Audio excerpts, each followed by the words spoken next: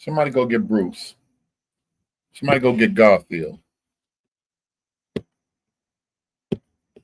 Not the Film and Publications Board here are going to reclassify the film as an XX rating, which will make it illegal and a crime to watch in South Africa. And that's how serious it is that you have people that are in South Africa that they're not struggling, they're not unemployed, they're not oppressed.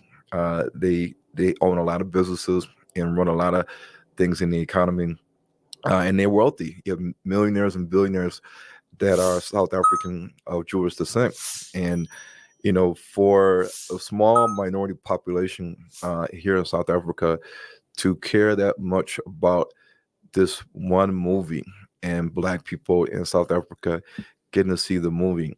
So the Jews in South Africa are attempting to stop from Negroes, from Hebrews to Negroes, from being spread, from being discussed. They're trying to stop the awakening. You have to ask yourself. Garfield, somebody go find Garfield. Let me go see if my phone charged up. For me, if I'm a billionaire, if I'm a millionaire, if all my family and friends are here in South Africa and we're millionaires and billionaires are living in the Western Cape, in Joburg, anywhere else in South Africa, then why would I care about somebody else making a movie about their history that they have not been told about, because the history has been told by the conquerors, the colonizers. Let me ask y'all a question. If you had a bunch of Black millionaires, never mind. Never mind. Y'all gonna spend it any way y'all want to spend it. If I had $1 million, that Black power powerful. $1 million or $1 billion, I'm sitting in South Africa. If somebody made a movie about their people and where they come from, I wouldn't care. I got $1 billion in the bank. But some people care that much to where they don't want this movie to be seen, and they go through the extents that they trying to make it illegal. Why do you think they care so much about the movie? Maybe they don't care about the movie. They care about the movie being restricted in terms of who gets shown the movie because of the Publications Board classification of the movie. Yeah. I mean, if it's classified as pornography, it would have to include sex. It would probably have to have violence. It would probably have strong language. Yeah. Does it have any of those? No. The claim is that the movie is anti-Semitic, and the movie is 3.5 hours long. It's not a movie. We got to be careful because censorship, free speech, certain things that used to be the truth. Let me see if I can find that TikTok with them girls. And they was asked about the LGBT. She didn't know the camera's on. You can't say that when the cameras are on. What used to be Bible truth that you can just stand up and declare, God don't want two men sucking off each other. God don't want two men laying in the bed sucking off you. God don't want y'all playing with little kids. You can't really say that. You can't publicly say it. It's hate speech. So what you think is the truth of God that you're going to declare, God don't want it out the Bible, that Romans 1 stuff, that's going to be serious hate speech.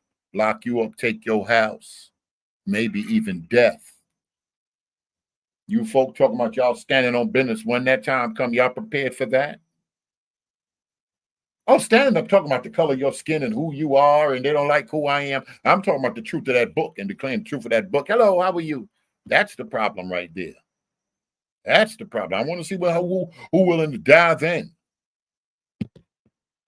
Throughout the beginning to the end, anti-Semitic. It's a movie about Black history when it connects. Who willing to go to jail then? It's so funny. You got people in China, you got pastors in China going to jail declaring the same thing Peter declared in that book. He died and got back up. And this is the Christ. Oh, but y'all say there's no, what nonsense that other fool said the other day? Oh, but y'all say there's no salvation for them based on the shape of their eyes. Next to the Bible and our true ancestry and origin and pedigree. And that's all it is. And they understand that the biggest thing that they have to prevent us from finding out is who we are and where we come from, because unlocking the history of who we are can then help us understand what is the reason why we're in this predicament we are now, and what we need to do to get out of it, because it's all been laid out in the Bible. And if you look at the prophecies of the Bible, which were, prophesied by Israelite prophets, then through God, then it gives us an insight and instruction to what we need to do. But we won't know this unless we connect ourselves back to our true identity. So they don't want us to know who we are. They want us to believe in what they have told us to who we are. Why is that? Why do you think that's so important for them to have us believe to be what they say we are, instead of us knowing our true identity and who we really are? Because when you look at the religion is a stronghold, in my opinion, in Africa. If it's not Christianity, it's Islam. So in Islam, you don't have an identity. Your identity. Hold on, let me see what Leo got right here. I'll make you a light for the nations, that my salvation may reach the ends of the earth, for the nations, with the S at the end. Garfield said 25 minutes good. Garfield, good. That give me time to go ahead and play this for he come here and try to run his interference. Let's see what Ron Dalton got to say. For the nations, they tend to never read them scriptures, Leo. I don't know why, but they tend to never read stuff like that, or they got a way to wiggle around it. Identity is the identity of the people that brought Islam to you, and just like Mapanga says, you change your language, you start learning how to read and write and speak Arabic. You learn about the Quran, about Ishmael, Muhammad. You take on the culture.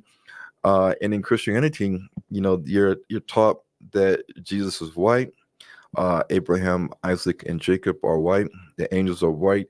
You don't see yourself in the Bible. So when the pastor is preaching to you, then if he was to ask you, or anybody was to ask you, who are you and how do you fit in the Bible? It's so funny. No, other nations don't want to find themselves in the Bible. Only certain groups of white folk and certain groups of black folk. Everybody else can have salvation. Hundreds of millions of people are born again on this planet. They love the Bible. They love Jesus. I know y'all say y'all don't love him because he don't do what Nathaniel tell them to do, to dress up and jump around and do all this other stuff, but they love him. They love him. And they don't look for their identity in the Bible. Your pastor is not going to tell you. You're not going to know how to answer that question, because your pastor is not going to reveal that to you, because he doesn't know.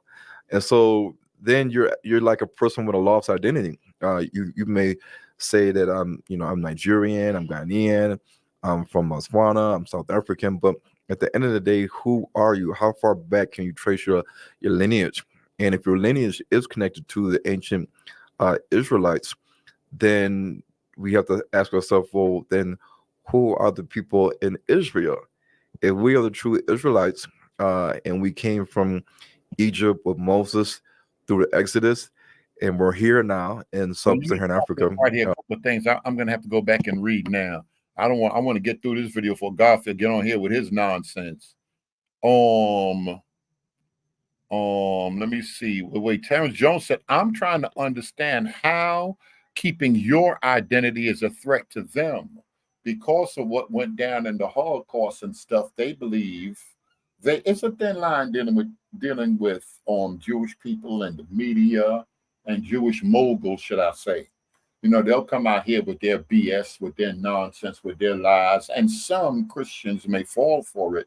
There is no Jewish mafia. There were Jewish mobsters all throughout history. Stop the nonsense. We got Asian mobsters that's been extorting Asian people. We have Italian mobsters. We've had black mobsters.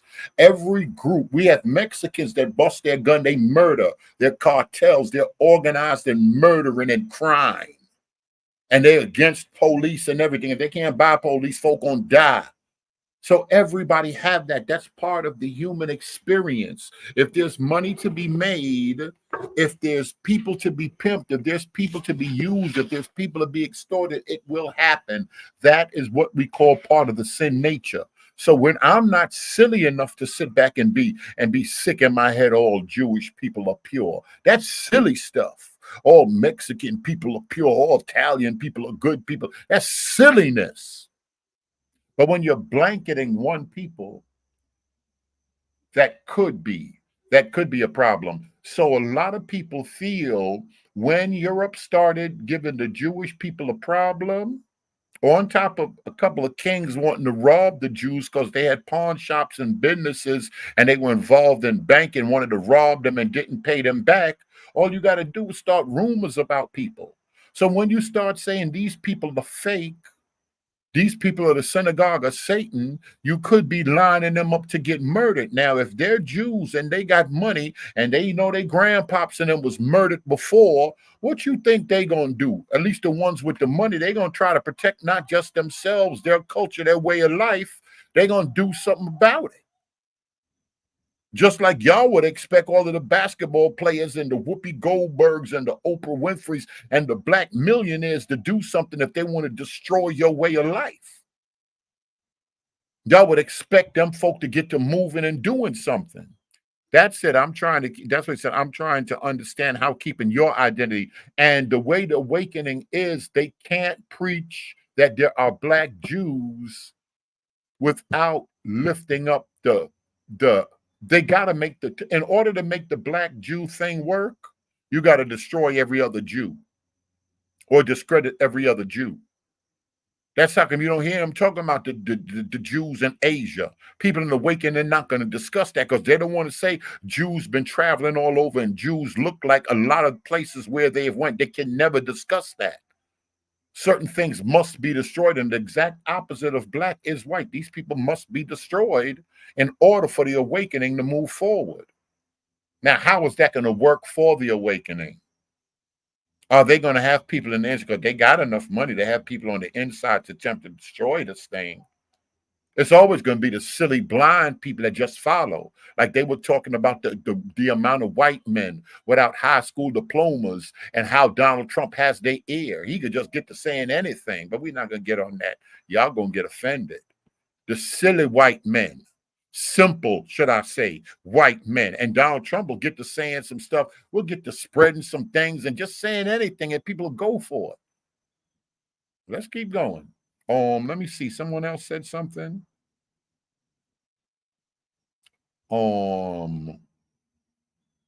Mac y'all said Berean TV, the Bible say someone is lying.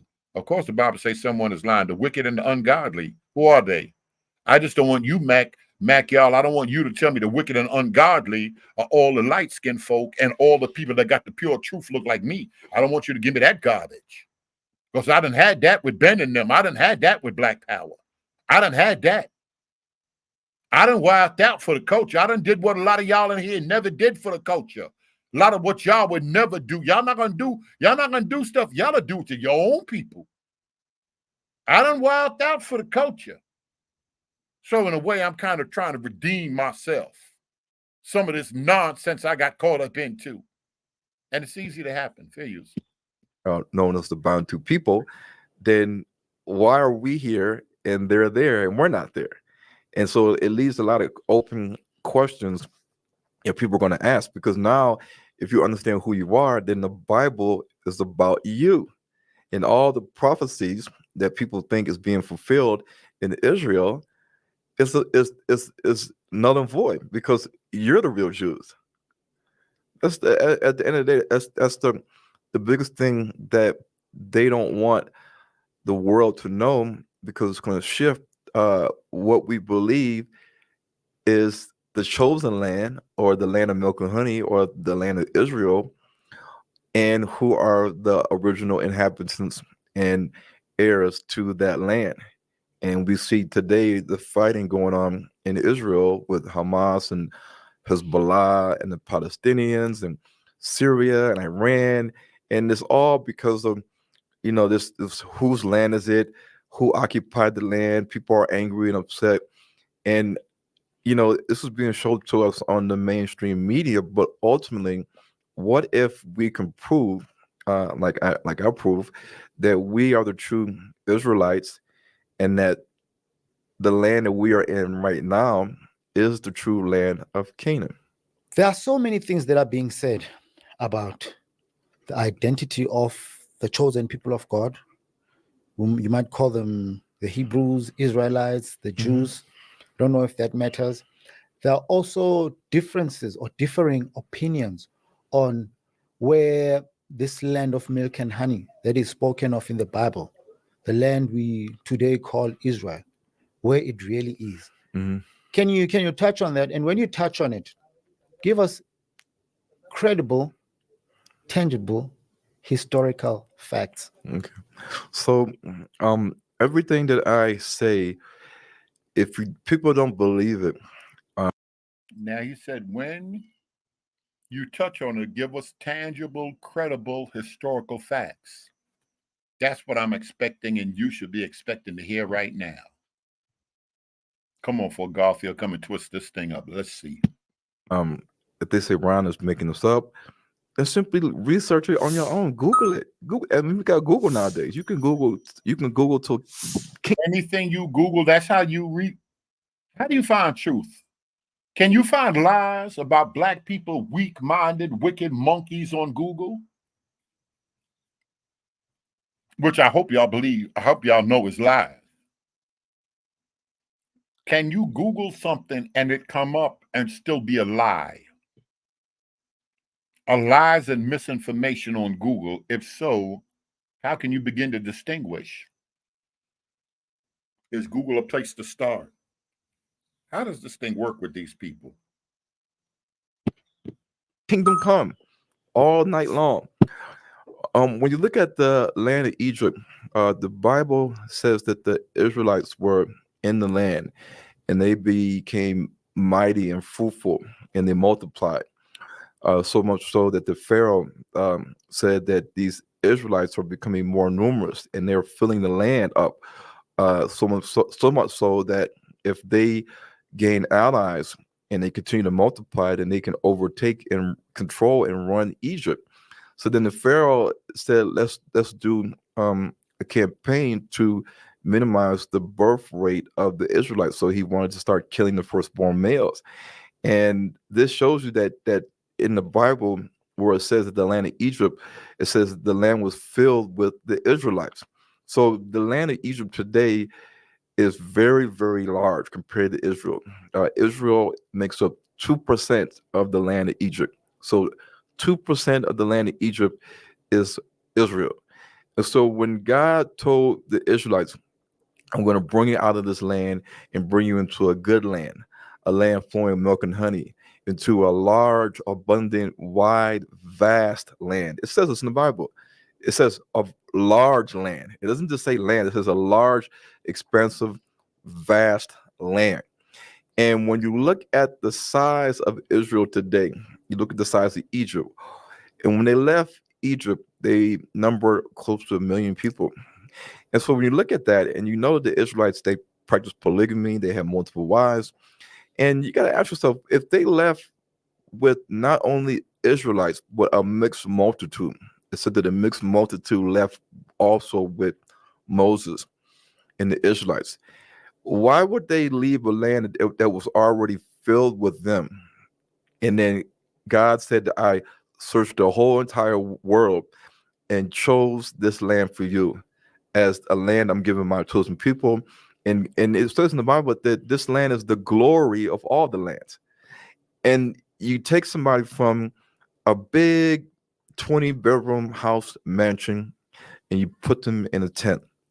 Because essentially you're taking them from a large land that they were filled in the land. They were multiplying like crazy, and they were all throughout the land. And then you take them and say, okay, this is your land now. And the land is not that big. I mean, when you look at the land of Palestine, even the size north, west, east of how long it takes to get from the Mediterranean Sea border of Israel to Jordan, you can do that in a day. You can do that in a day. To get from the southern part of Israel to the north, you can do that in quick time because the Israel is literally the size of Swaziland. It's no bigger than Swaziland and say Togo and the state of New Jersey in And America. those are small pieces of Small land, right? countries. Yeah. Yeah. So imagine your descendants having to stay in this land for hundreds and hundreds of years. But he's not saying it's larger than the land and Jerusalem that we know now. He's saying that's totally not even the land. That means the archaeological digs and everything that's been going on there is all nonsense. It's hundreds of miles away, a whole different set of land. Let's hear him out. I see some people, I see Ruddy Bruce said this is horrible or terrible. What do you mean? The state of Israel today has about 10 million people. When the Israelites left Egypt about 3,000 years ago, they left with 1 million people already. So 3,000 years went by, and they've been having multiple wives, multiple kids. You mean to tell me that this land is supposed to accommodate all these Israelites and non-Israelites in the land? And then one thing we have to also look at is that it describes the land as a land not lacking anything, and that the land, you will eat bread, you will, the hills and the rocks will have iron, and it will have copper and silver and This gold. is in the Bible. Yeah, The Bible and it says says the that Bible say it would have it's land, references it would have what? copper. it's all in the Torah. Wait a minute. The Bible says that the land flowing with milk and honey, it should have copper and all of that. Come on, Leo, get to getting some scriptures up now. Here, my fingers, I'm eating. Get to pulling up scriptures where it's going to have copper and all of that good stuff in the land. Don't lie to me. Don't just lie to me because a white cop killed the black man. Don't just start telling me anything.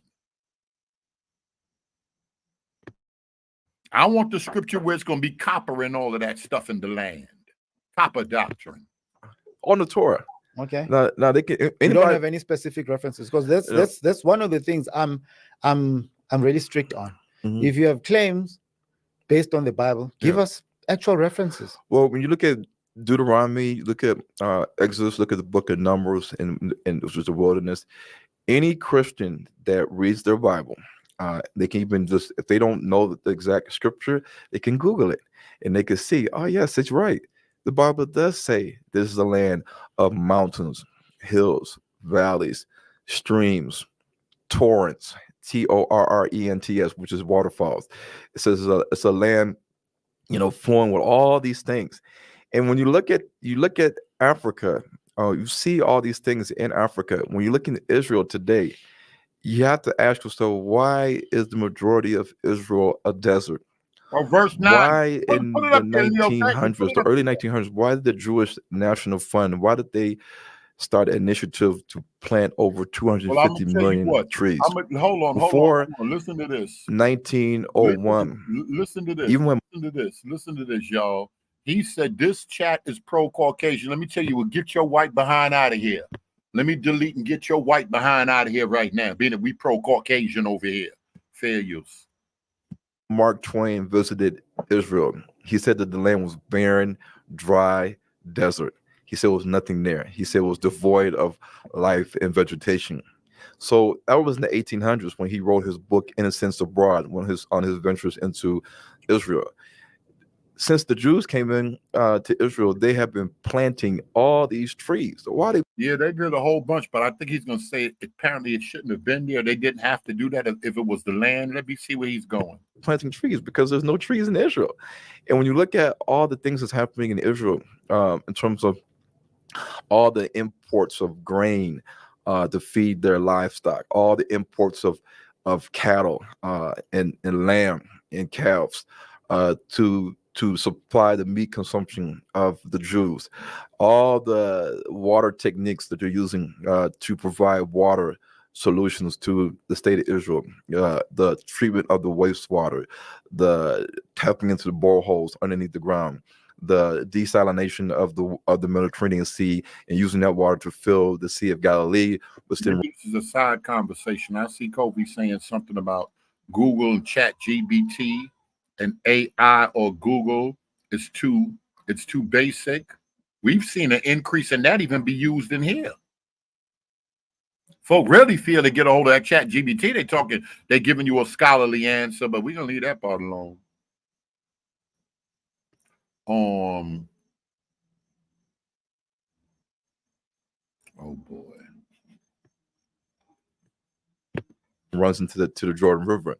All these things that's happening in Israel, it does not give you what the Bible says is the land of milk and honey, a well-watered land. And when people say, well, you know, the Bible says that the Israelites were going to have their land cursed to be barren in the desert because of their disobedience. Well, if that's the case, then all throughout the Old Testament, when the kings of Israel existed, the kings of Judah, the kings of Israel, when they were celebrating their feast that they had 3 times a year, they were sacrificing and slaughtering hundreds of thousands of cows and bullocks and other animals. They were harvesting grain and wheat. They had different types of vegetables that they were, you know, harvesting in Israel. And this continued until the end of the Old Testament. So when you look at a lot of these things, you have to ask yourself, well, why am I not seeing these things right now in the state of Israel? And even when you look at the animals, like I touched on before, you have to ask yourself, well, what happened to the animals? Was there some type of cataclysmic, apocalyptic event that happened in the land of Israel so that all these animals, they either got wiped out, or was there a mass migration of these Extinction. animals? That's the other thing they bring up. Yeah, but what happened? Did a meteor hit Israel and it just killed all these animals? Like like dinosaurs are gone now. We still have lions and elephants and leopards and hippos and zebras and wildebeests and buffaloes and giraffes and hyenas and wild dogs and wolves and all these animals that are in Africa right now. But these animals that are described in the Bible are not in Israel. So when you look at the Bible and you see in the Bible the word ostrich, hyena, jackal, dog, wolf, lion, leopard, elephant. You see an ass, and you see a wild ass. You say, well, I know a donkey is an ass. Well, what is a wild ass? A wild ass is a zebra. If you Google wild ass Somalia, you're going to see this animal looks like a hybrid between a zebra and a donkey. You say, well, I know what a bullock is and a bull, but what is a wild bull? What is a wild bull? And I'm looking at what a bull is and a bullock, but then there's a Hebrew word for wild bull. Well, a wild bull is your African buffalo, your wildebeest. You look at the constant use of the word ivory in the Bible, shin, S-H-E-N, and shin habim. And these words signify that there must have been elephants in the land. So where are the elephants in Israel? In the Old Testament, in the book of Numbers, God tells the Israelites what they can and cannot eat, which animals are unclean and clean. And it says one of the animals that are clean to eat is the camel opard. And the camel opard, or camel opardus, which is a scientific name for a giraffe, is in the Bible, in the Greek Septuagint. And the reason why they call it the camel opard in the Greek is because the word pard means leopard, and the Let me ask you a question. Israel descent. How big you think the land of Israel is that God talked about the children of Israel to live in?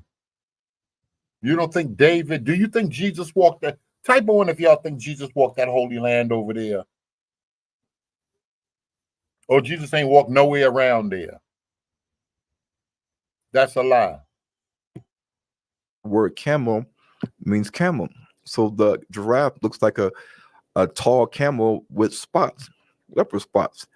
And then I used to wonder when I read my Bible, I said, why do I see the word unicorn in my Bible?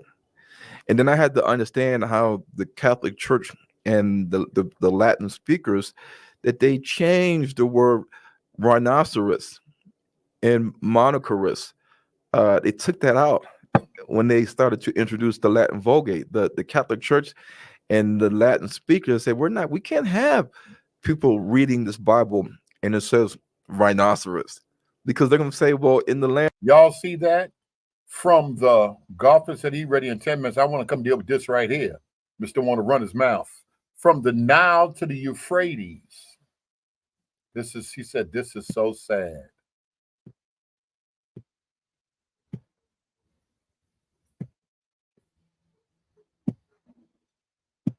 And Israel, there is no rhinoceros. What's the proof of that?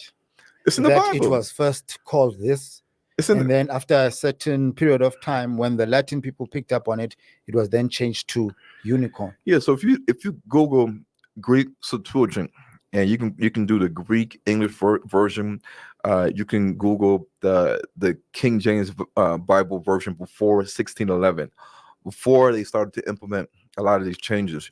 You will see in the Greek Septuagint Bible and in King James Bible before 1611.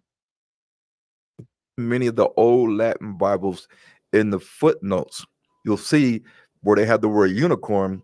In the footnote on the side or on the bottom, it'll say rhinoceros. And you won't notice unless you do your due diligence and research these things. And one of the things we have to also understand is that when you're dealing with, Wait a minute. Somebody is saying, did Jesus and his disciples minister in Poland and East Germany? Father God, are these broken campers in here?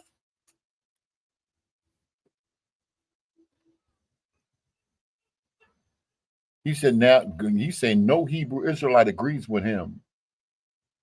He refused to debate me.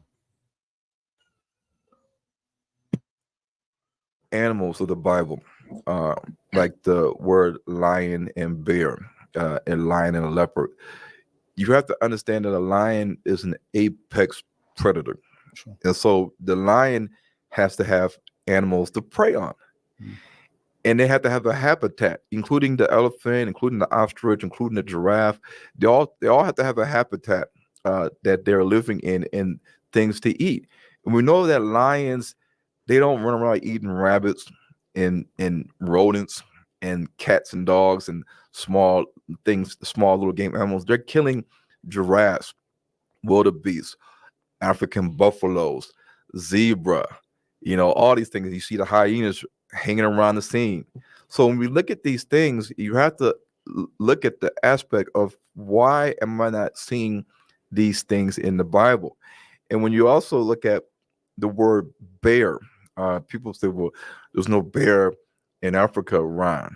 And that's well, if you look at the Atlas bear lived in North Africa, and they actually had what they call the African bear, which was twice the size of the Atlas bear, that lived in sub-Saharan Africa. And they actually found skeletons of the African bear in Ethiopia, in Uganda, in Kenya.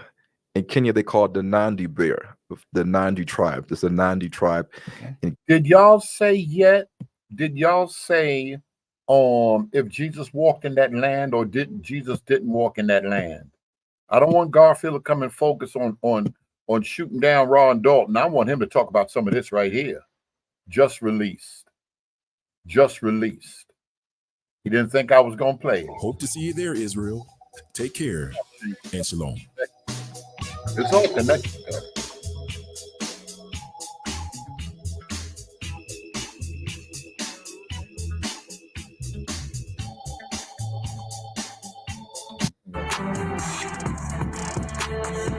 All right. That's the relief I was talking about right there. What's the name of that right there? What's the name of that right there?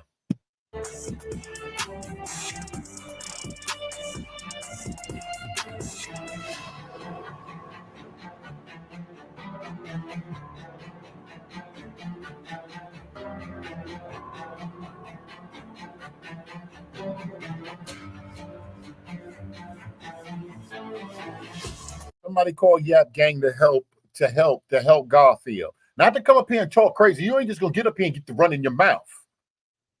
Confirm or deny. Confirm or deny. I want to hear y'all deny this.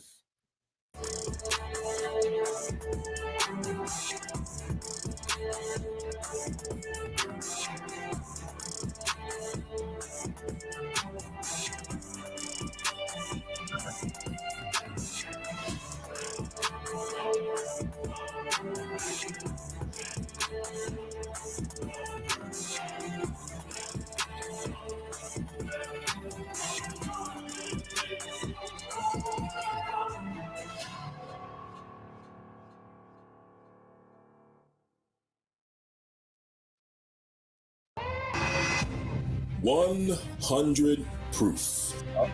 The Negro.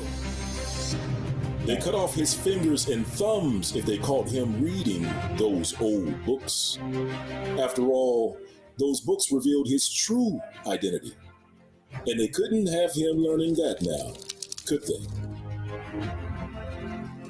How else could they justify his persecution, torment, and murder? By the hands of the church, by the hands of the Christians. The church openly persecuted the children of Israel. In fact, they persecuted none other than the royal house of Judah. Negro, what the other guy called it?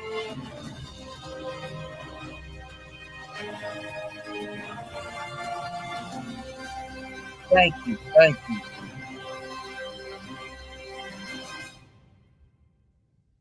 Now, while Judah was in captivity, Judah was fed from the mouth of the great red dragon and the daughter of Babylon. You see, the daughter of Babylon taught Judah his history, a version of history which began with slavery and the west coast of Africa. This altered version of Judah's history began in 1619 with the arrival of Africans in English colonies on the east coast of what would later give rise to the United States of America. Judah's history before 1619 was simply omitted, covered over with new books containing a slightly modified history.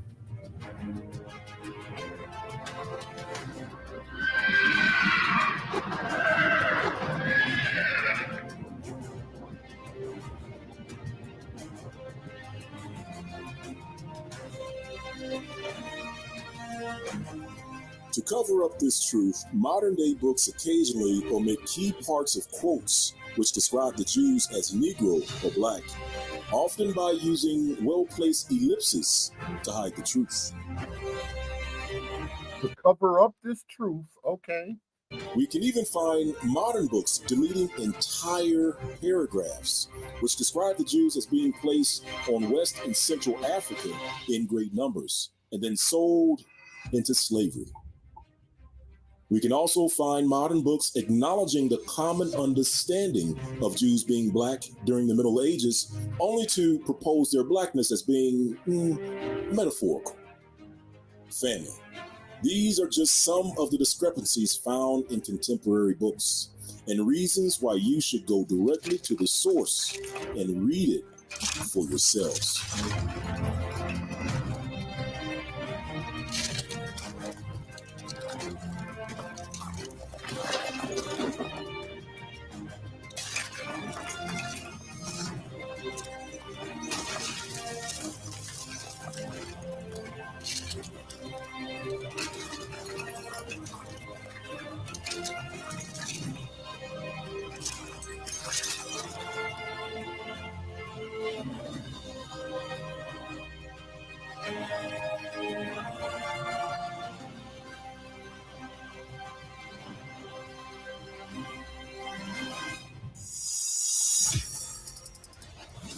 The DNA of the Negro is arguably one of the most misunderstood DNA stories on Earth.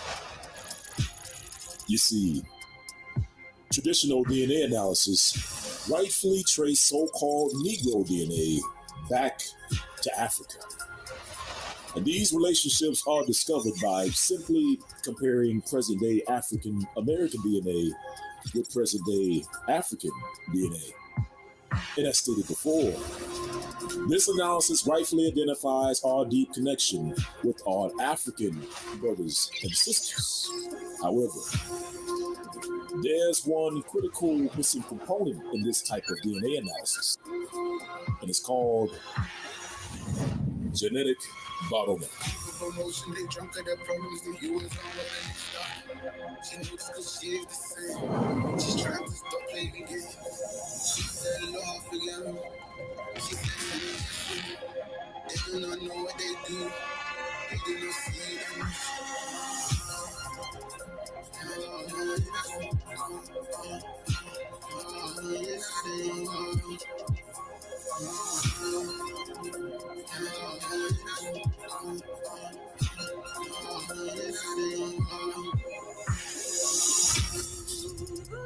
You see, a genetic bottleneck event occurs when a catastrophic event of such magnitude, of such destruction, that it wipes out or greatly reduces an entire population. In other words, the population gets purged. And the so-called Negro has gone through multiple purging events. These DNA impacting events could be an earthquake, which levels an entire city. It could be a megablast from a sleeping volcano, which obliterates all life within 100 square miles. Or, in the case of the so-called Negro, it could be the transatlantic slave trade.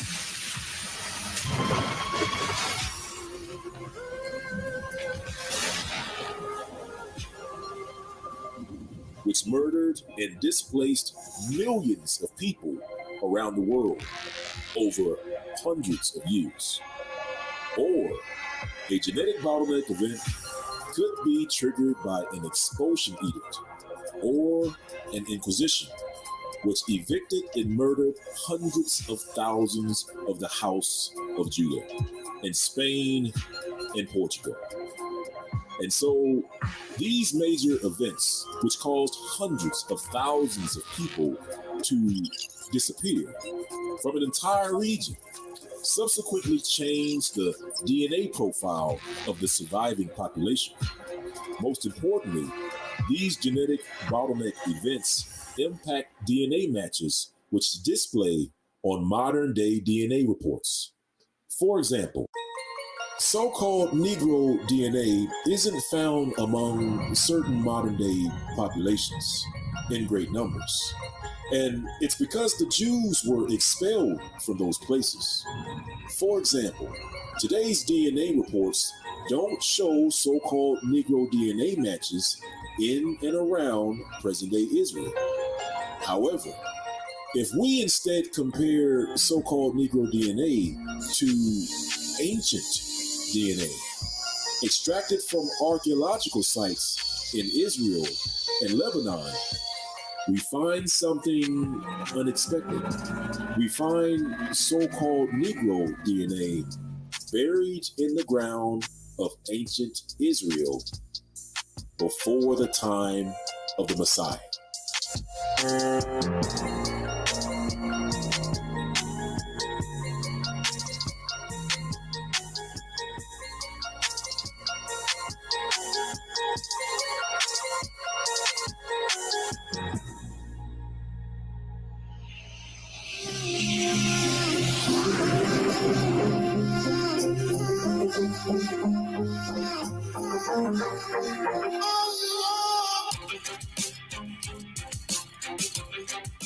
Beirut, Lebanon.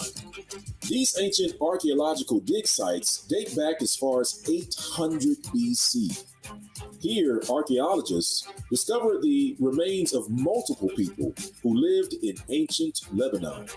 These ancient remains are assigned ID numbers and dates. In this particular archaeological site in Beirut, Lebanon, we examined one of the DNA samples collected from an ancient gravesite. DNA from this ancient individual is labeled SFI-43. This particular individual lived approximately 567 to 404 BC.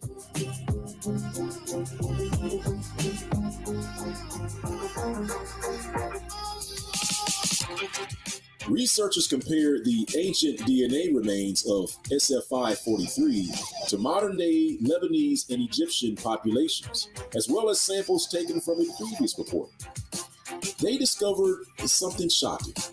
They discovered the ancient Lebanese labeled SFI-43 was not closely related to modern Lebanese populations. Instead, SF543 showed close relationship to ancient Egyptian DNA samples.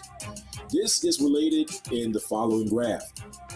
Notice the dark green dots of the ancient Egyptian DNA are close to the light green dots of the SF543 ancient Lebanese DNA samples.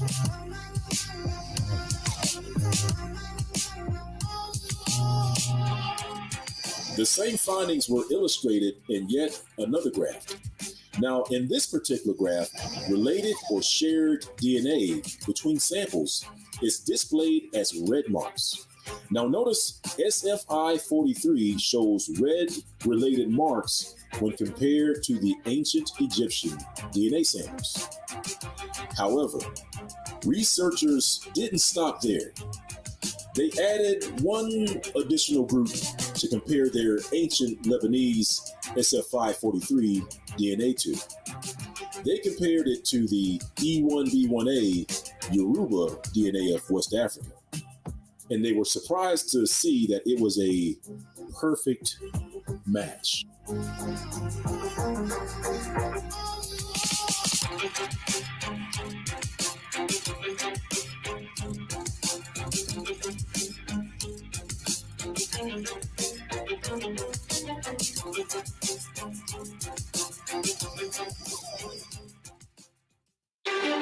Negroes in Israel before the time of the Messiah.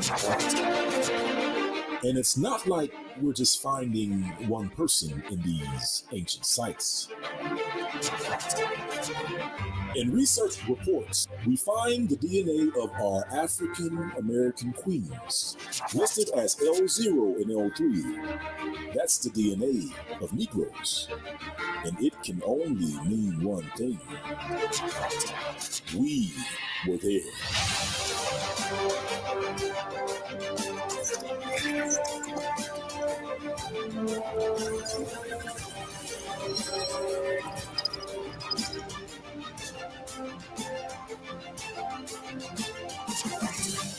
Ancient DNA which matched the Yoruba of West Africa. What is it doing in Beirut, Lebanon in 567 BC? Family. The Bible tells us life is in the blood. And they're finding your blood in these old bones of Israel.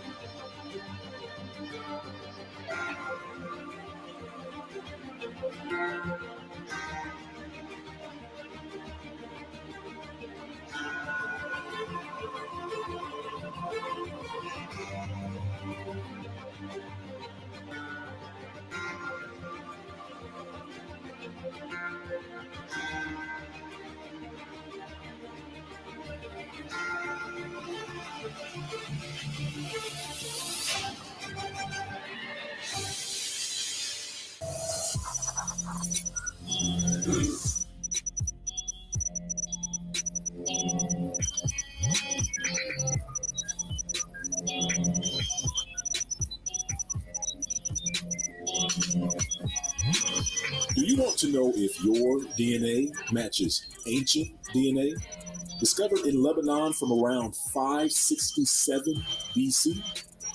Well, if you've taken DNA tests with companies such as Ancestry DNA or 23andMe, you can download your DNA data from those companies and upload your data to mytrueancestry.com.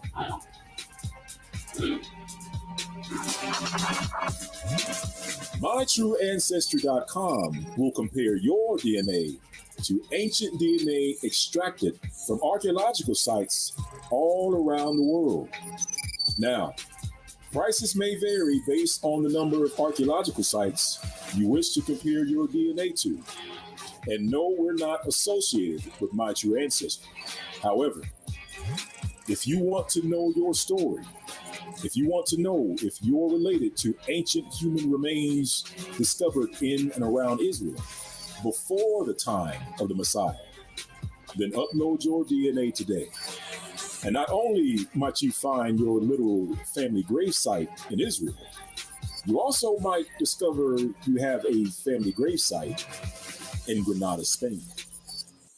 But first, let's review how the Bruce got to Spain in the first place.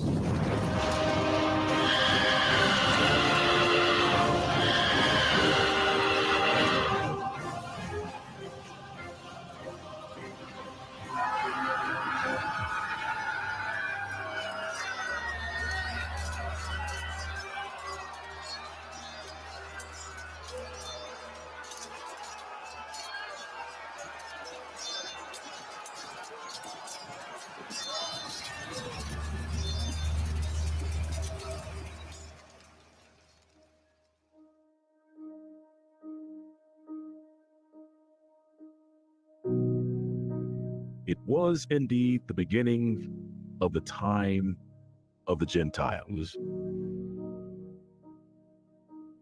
The descendants of Rome burned the Most High Yah's holy city to the ground. Nothing was spared, and not one stone was left upon another.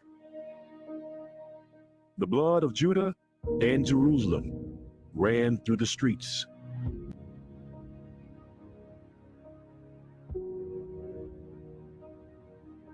Two-thirds would perish by the fire and the sword, and one-third would go into captivity. As spoken by Hamashiach, the prophecy had come to pass.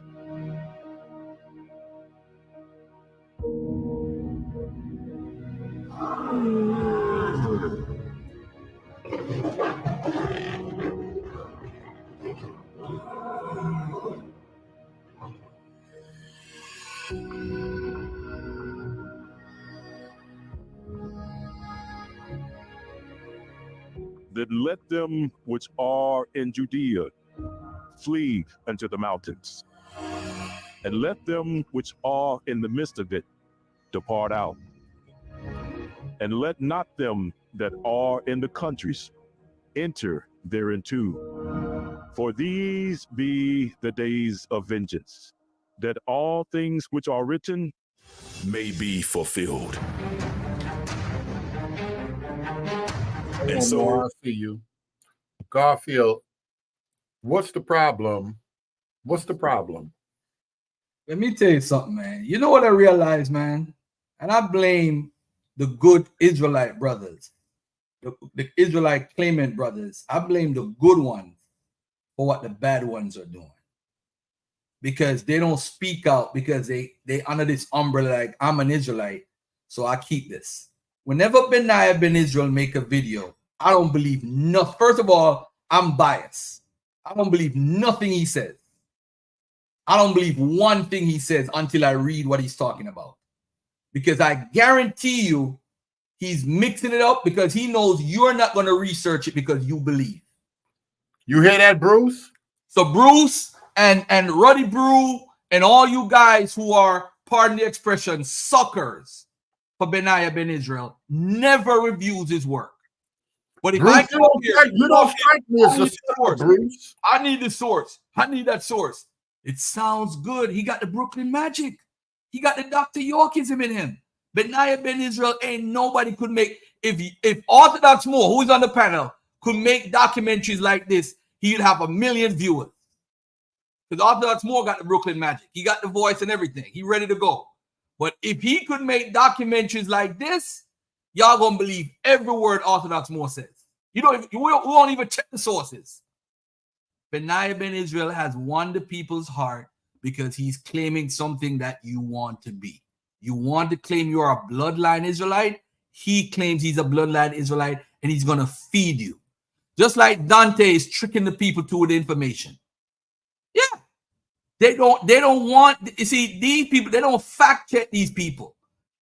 So when Garfield come on and say, oh, this is not real. Oh, Garfield is a hater. He just want to stop the awakening. But let me yield to Moore, because Moore said in the chat that they already debunked this. Go ahead, Moore. Peace and love to you, by the way.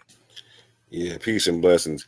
Yeah, it's ridiculous that he's going back to this well, because it's obvious that they're trying to make up for the fact that they just threw their only scholar, their only geneticist under the bus, Aaron Elhike, recently and whatnot. And so they're trying to go back to an old concept where they're trying to make the claim. Listen to the claim that Benaiah makes in the video. He talks about two particular samples and whatnot. And if in the second, I'll share my screen if Brent lets me, whatnot. And so he talks about SFI43 and SFI44. SFI43 is a female, right? And he doesn't tell you their haplogroups, which is amazing, right? So he tries to tell you that based upon the female being linked to something in Yoruba genetics or whatnot, which is E1B1A. This is hold on. Rewind one more time. He now, tries. Let's do it simple. What was the name of the DNA group that he claimed in the video? So he's claiming a link to E1B1A, right? Mm-hmm. He's off the Darbyite doctrine or whatnot that the E1B1A is the Israelite is the Israelite marker, whatnot, right? And the L markers are the Israelite female markers, whatnot, right? And so he cites two particular samples. Again, they believe L is the female Israelite sample. SFI43 is not a man and cannot connect to E1B1A in West Africa, first and foremost. So he tries to use a female to bring you a male lineage in West Africa.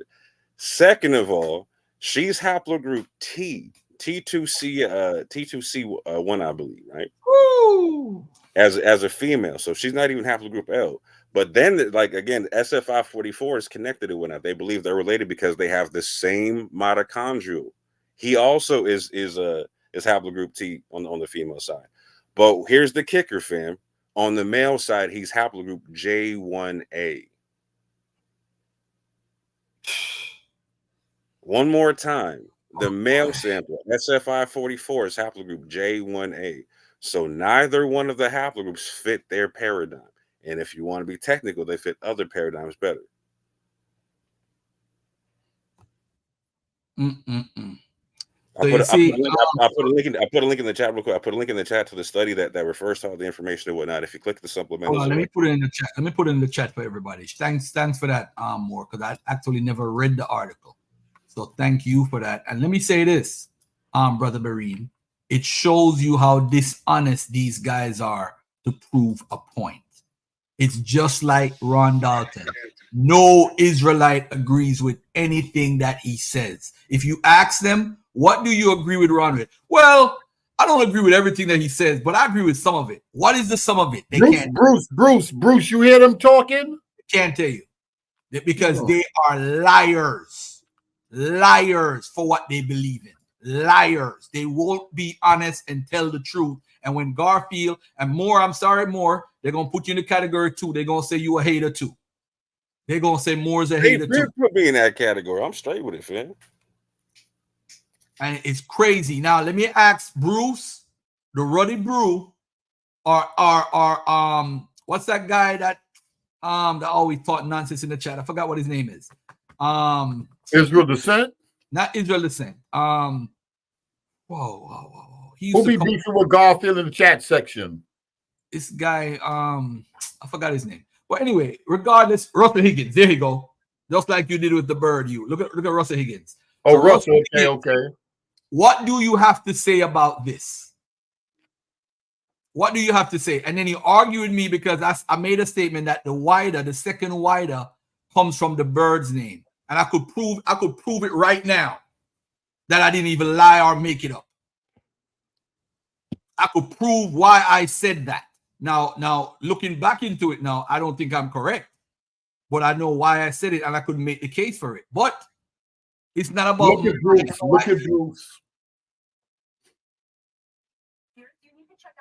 Yes. Bruce, yes. Barry won't tell you. I'll say it. Yes. They're all liars.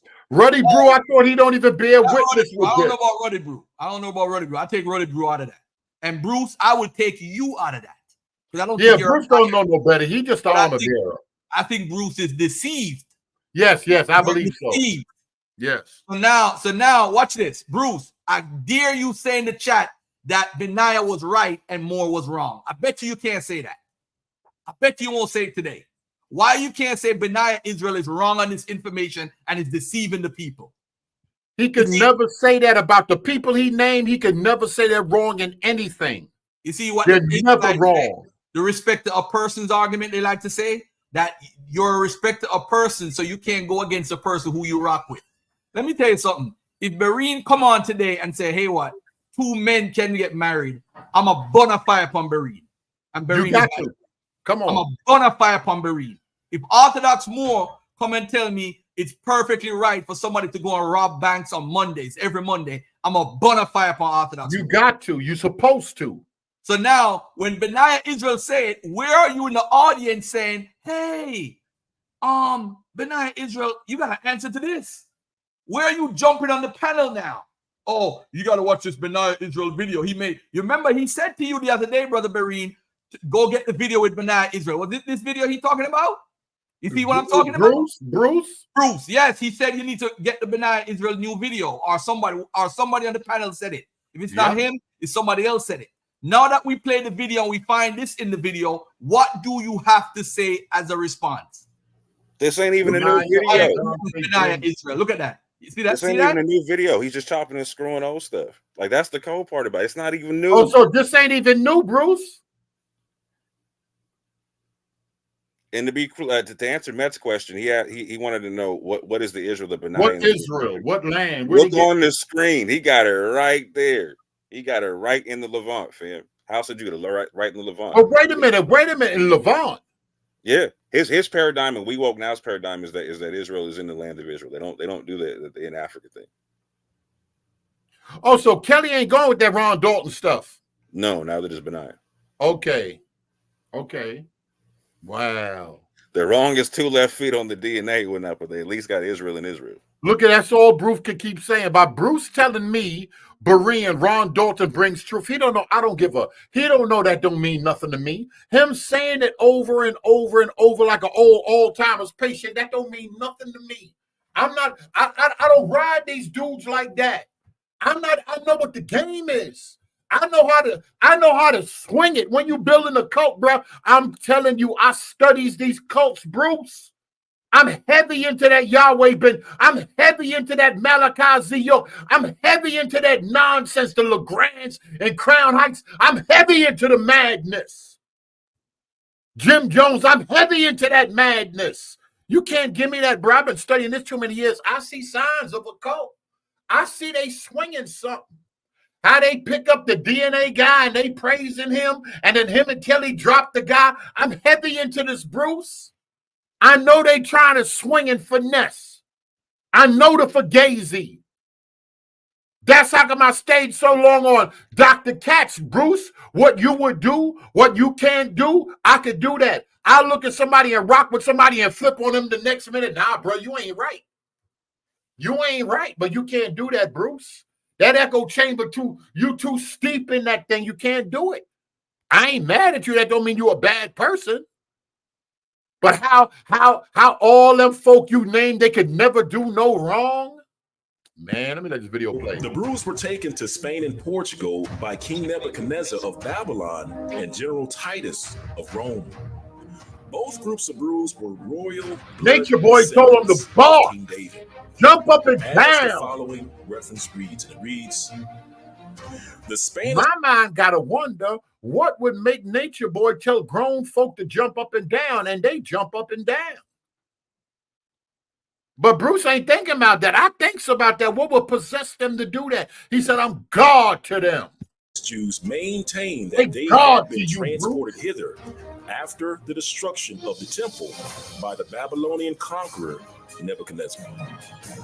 And the next reference reads, the Roman governor of Spain begged the conqueror of Jerusalem to send him some noble families from the capital of Judea, and Titus complied with the request.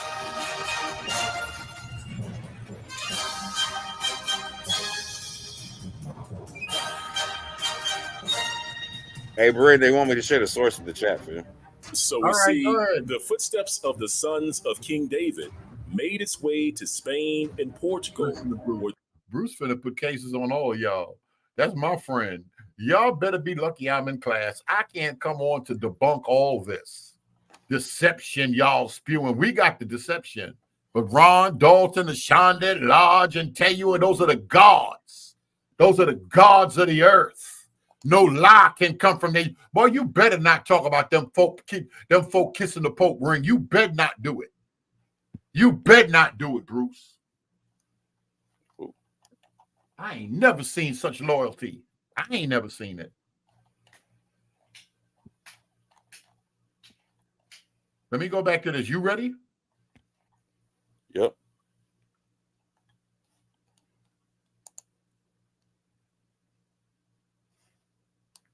Is it sharing or no? Yeah, it's up there on the screen. Yeah. So if you go to the, so Hey, hold on, more. I'm sorry, more. Let me tell you something, Barine. This is what I don't like. I could take people calling me out my name. You could say whatever you want to Garfield, but I want you to look at Russell Higgins and what he's trying to do. He's trying to focus in the audience to focus on why we listen to Orthodox more because of his opinion on X, Y, and Z. The issue now is he can't say Benaiah Israel is wrong. He now wants to attack more personally. This guy is not from the Christ, the body of Christ. He's not from the body of Christ, Marine. And I'm a non-believer telling you that.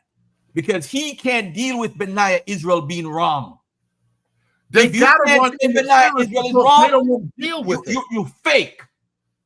You are fake because that means you want to hear what makes you feel comfortable, not even the truth. You want to be comfortable. This is why when I come on Bereen, y'all feel uncomfortable because you're not comfortable in your truth. If you know, you never see certain people go crazy when I get here. But you have these brothers, they're not comfortable in their Israelism. They're not comfortable. No matter what I said to Moore, you never see Moore get out of character. Never. Because he's comfortable where he is. Bereen is comfortable where he is. Sister Gia is comfortable. Chris Spivey is comfortable. JT Mack is comfortable. But you have these people like Russell Higgins who want to attack people instead of dealing with Benaiah Israel information. It's make me sick. More is not the topic. Benaiah Israel being dishonest is the topic and deceiving you. That's the topic. That's the I topic. hate people like this. Let me mute up. All right, go ahead, Mo. So I put the link for the article or for the paper in the chat, and if you click on that paper, there's supplemental information. If you click the supplementals, you can get to the actual haplogroups. The paper mentions that the mitochondrial DNA, both of them, but you have to go to the supplementals to get the Y DNA with it, right? So again, this is SFI43, the female. Again, this is the one he was trying to connect back to male DNA in West Africa, which you can't do. She does not carry Y DNA like that. And on top of that, in their paradigm that they carry with this whole Darbyite paradigm, they believe that haplogroup L is the female Israelite haplogroup. Now, this doesn't work for them because she's haplogroup T2C1, right? That's her mitochondrial, right? If you go down to SFI44, they believe they're related because they got the same mitochondrial DNA, right? But on top of that, when you go to his Y DNA, you see, man, it's J1A2A1A2. P58. I hope y'all understand what that means, right? That means he's they're saying that he's directly connected to the Israelites. That's how the Cohen They're gene saying and he all got that to see craziness. it. Yeah, they're saying he got the CMH, fam. So like they're literally trying to tell you oil is water. They're trying to tell you black is white. They're trying to tell you up is down.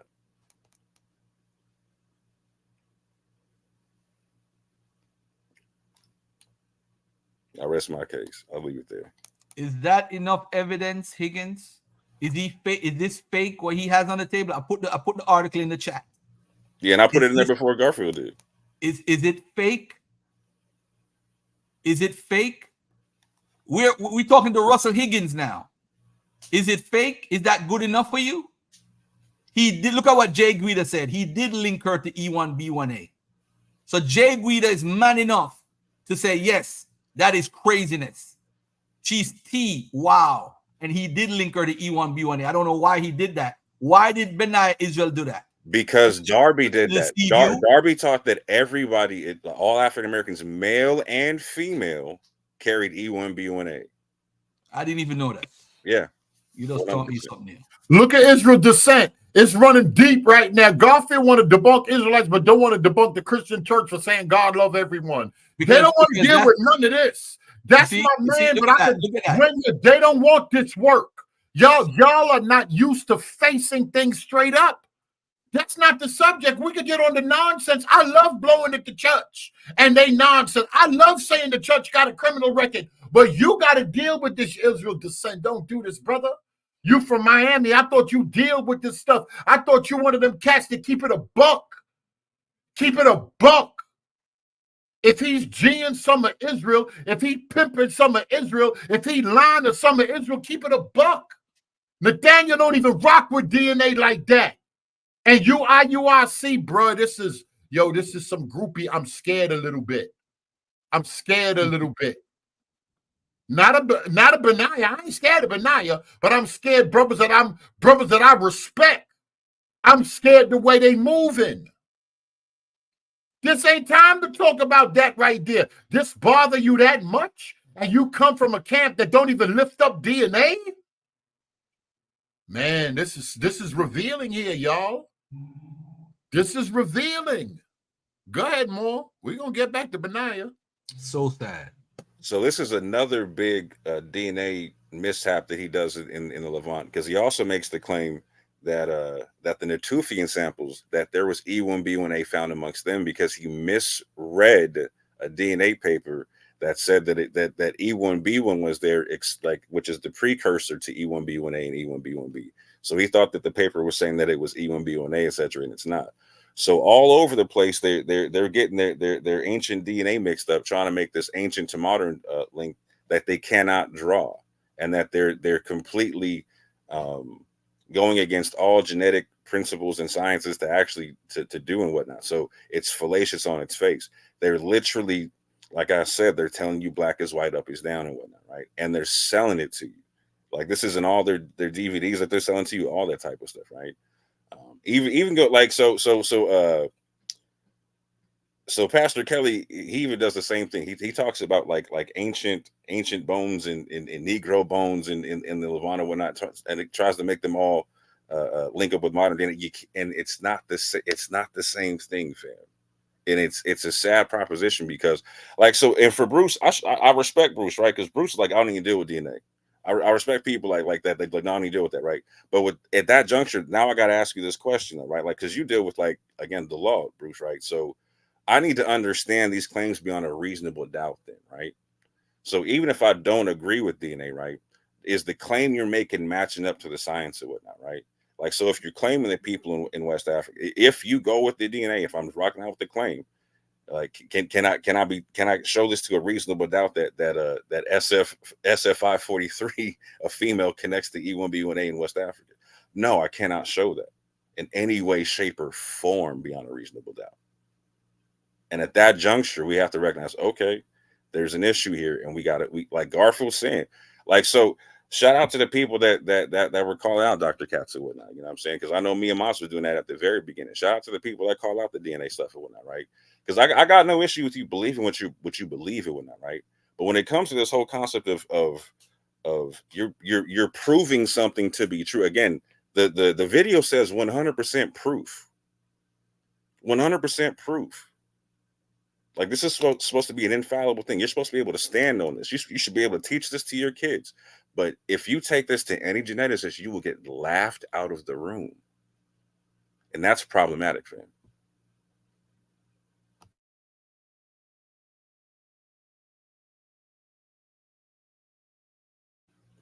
That's it. Y'all got it. All right. Hey, thank you. All right, let me get back to this, because Bruce in this church, this religion here, this religion y'all got with these pastors that don't sin, they'll be screwing your wives and everything. And y'all will just be, go ahead back in the room, baby. Y'all ill with it. Y'all can't see nothing. Berean, I don't do DNA. And I explained the reason why multiple times. Berean, Benaiah tell you, Dante Kelly bring out other biblical truths others than DNA, all of Bible believers. Jesus, this religion, boy, I'm scared of religion.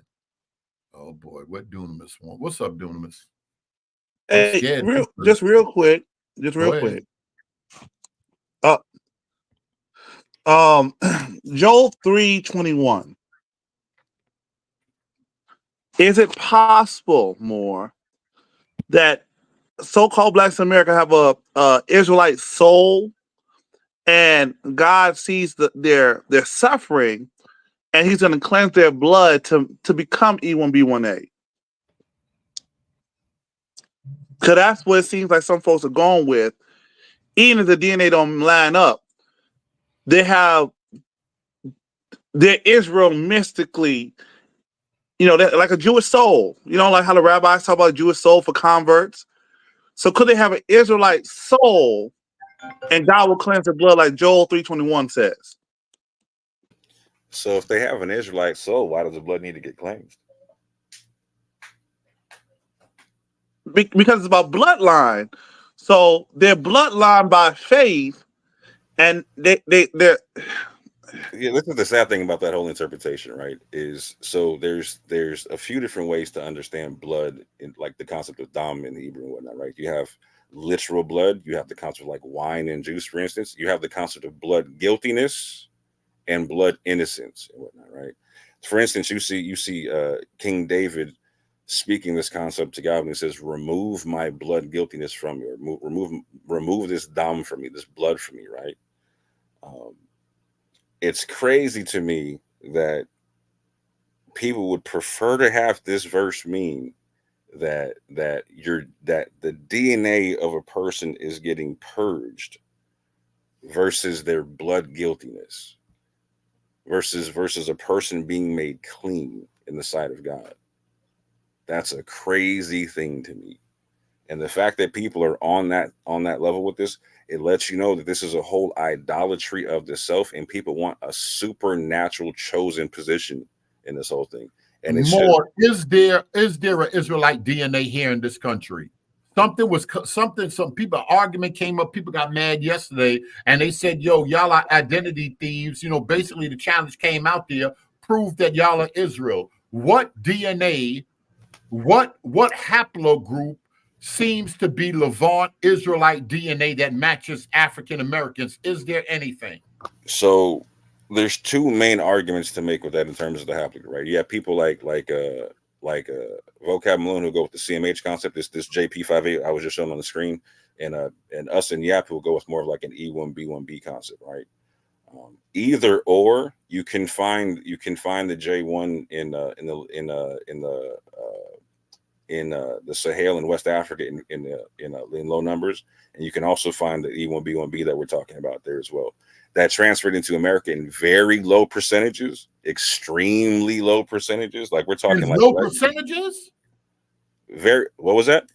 You said low? Yes. How all of these people? Hold on a minute, because y'all. Hold up, Bruce. I mean, I'm not Bruce. I'm finna call Dunamis. Listen to this. Most excellent. What about Israelite by heart? Which is, in my opinion, is more important for your salvation. If your heart ain't right, it's a problem. Now we're Israelites by heart. Y'all say y'all know Covey a convert, and you pure, you original. Elder Green said years ago it was by faith, but y'all ain't want to accept that. So now we jumping back to let's be Israelite by heart, because DNA ain't, because certain stuff ain't lining up now. What are we doing here? Well, the rabbis would agree with that. This is the last day, bro. I'm having fun with this, boy. I'm having fun. Dunamis, what are we doing here? Marine, the rabbis would agree with this, so it's no issue. Because Elder Green said even the white bottle, all Jews, no one can show. It's all faith on all sides. That's when we go with ecclesial definition. So I don't know. Hold on, and more, that's crazy. But more, they would say that the goyim are dirty. They're the spit of the earth. So that's why they have their blood has to be clean, because Israel is pure. Red Letter, the same thing. Red Letter always said that. He came back and reiterated that 2 weeks ago.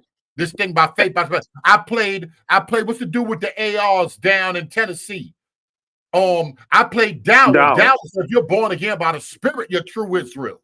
They saying something different from all you folk was running. Bruce, hey, yo, go ahead, Kobe, before I start. Go ahead. Yeah, can you share my screen, Brian? I wanted to show something. People have been asking me lately to show my DNA or whatever, because, you know, I got to prove that I am who I am.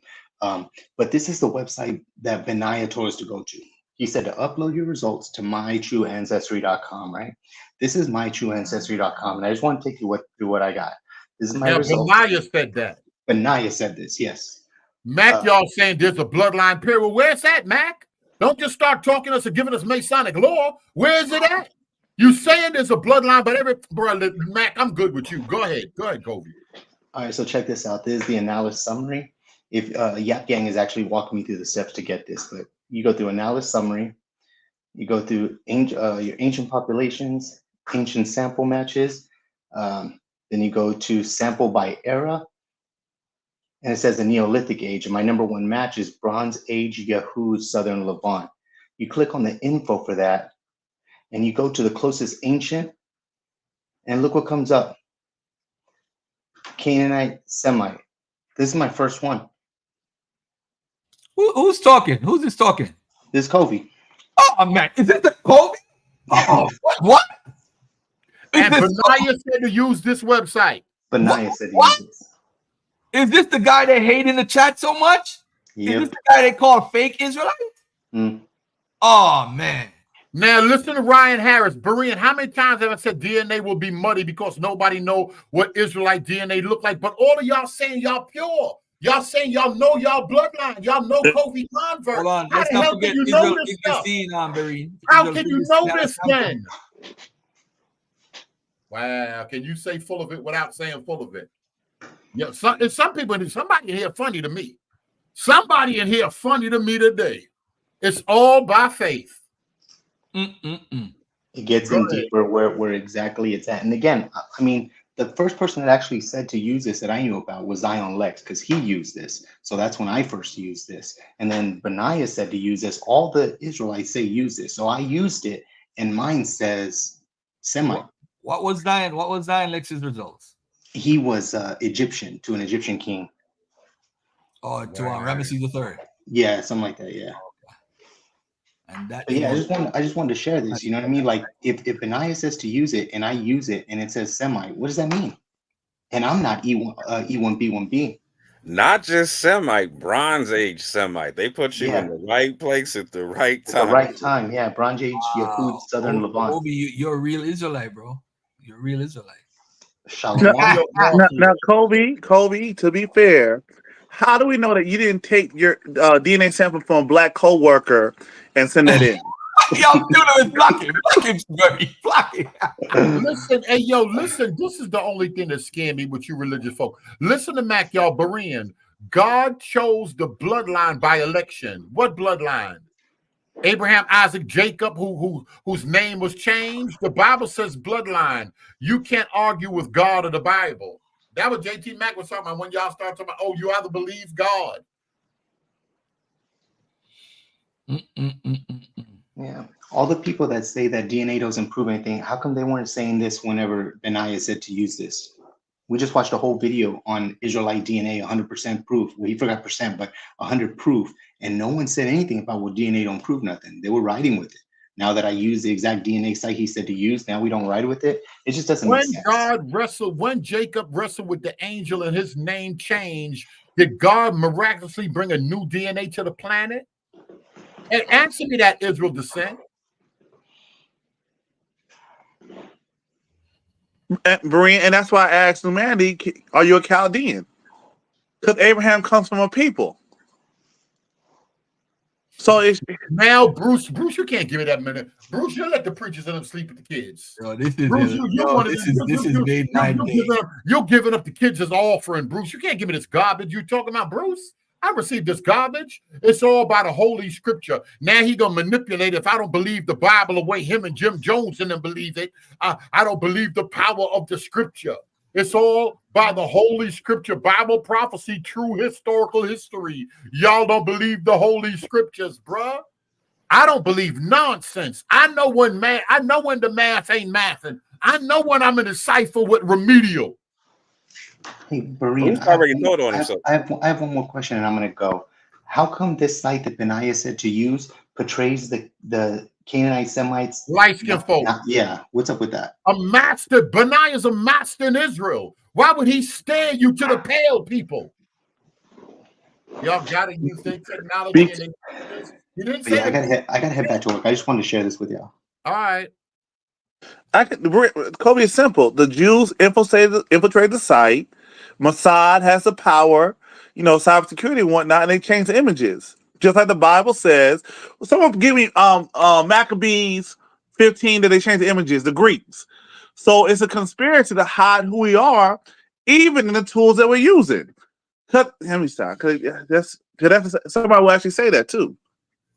But what Kobe's demonstrating is something that's a consistent flaw in their model, like with the Pastor Kelly and with Benaiah and whatnot, in their particular way of using an autosomal model and also genetic distancing and whatnot, right? So they keep wanting you to use sites like GEDmatch and My True Ancestry because they use genetic distancing based off of autosomal DNA and whatnot, right? What that means is that they're comparing you to a genetic profile and not to a direct descendancy and whatnot, right? And so the issue with this, is when you're using autosomal DNA, is that changes over time. You can track that for like 400 plus years or whatnot. You know what I'm saying? So when you're trying to go back in ancient time periods or whatnot, the autosomal DNA is always going to look different because the admixtures of the populations themselves were different and whatnot, right? So if you are if you have a lot of modern West African DNA, you are not going to find that modern West African DNA in ancient Levantine populations in large amounts. It's just not going to happen and whatnot, right? But more, why is it who I had up here earlier? Somebody just said, what's the comment I had up here? Israel Descent said they can't twist DNA to fit Jewish people. How can you say that when they do have people from the region? Didn't their own Dante, a master in Israel, didn't his DNA match them other light-skinned Jewish folk DNA? Y'all don't know it's black folk like me. Said that's where DNA throw y'all off from the skin doctrine. When your mind is so bent with the skin doctrine, y'all don't know that DNA could be similar with people that looks different. And he actually believed when he started parading that he was the receipt, everybody tried to jump on the Dante bandwagon, but all of y'all DNA don't match his DNA and some light-skinned Jewish people DNA. Y'all can't, your spirits can't receive that. Your mind can't comprehend it, but that's how it works. He agrees with it though in a roundabout way because he's IUIC and whatnot, right? Like, so they accept Latinos and whatnot, right? So like he believes that like you can look like Kobe, you know what I'm saying? Or you could look like Berean or whatnot and still descend from Jacob or whatnot. So they believe phenotype can be fluid in this. Bruce, you're a heavy supporter, brother. I love you, but I want to tell you the truth, Bruce. Berean ain't buying none of this garbage. I'm never gonna be buying none of this garbage. I told y'all that 5-6 years ago. Berean, please don't let these demons manipulate and deceive you. I'm the leader. I don't believe none of this. I don't believe y'all. It's okay, because this ain't got nothing to do with the kingdom. This ain't what was preached. And it's like he's my friend, like I don't go down this road. Bruh, he don't know. I don't believe. Brother B, what's good with you? Cut the microphone. Hey, shalom, and peace and grace. I just got a couple of questions with more because I got kind of confused because Ivory just did my DNA. So I think I heard you say something like the percentage of bloodline Israelites, people claiming that they're Israelites using the DNA. I heard Berean ask you, can you pinpoint any Israelites? Like how, okay, let me change the question. How do you determine if you can be considered an Israelite if we don't have the Israelite DNA? Because I've heard you say before that it was Israelites that came off the slave ship. So I'm confused now because Ivory said something different when we did our video. So I want to get an understanding. And for the record, and I do believe that there are some blacks over here that are Israel. Right. But and that's my DNA, Bruce. How do we determine that? So my thing is, but go ahead. I want to hear Yeah, because my thing is, Marine, with this, right? So, Uh-huh. you know, I made a pact regardless. When I found out, when I did my DNA test, I said it didn't matter to me. It wasn't going to change to me. A lot of Israelites, got people that say they're Israelites, they scared to take the DNA test. They scared. They scared because if they come back, I remember Brother James said his DNA was as of somewhat similar like a European. But anyway, I want to ask, how do you determine that with my DNA?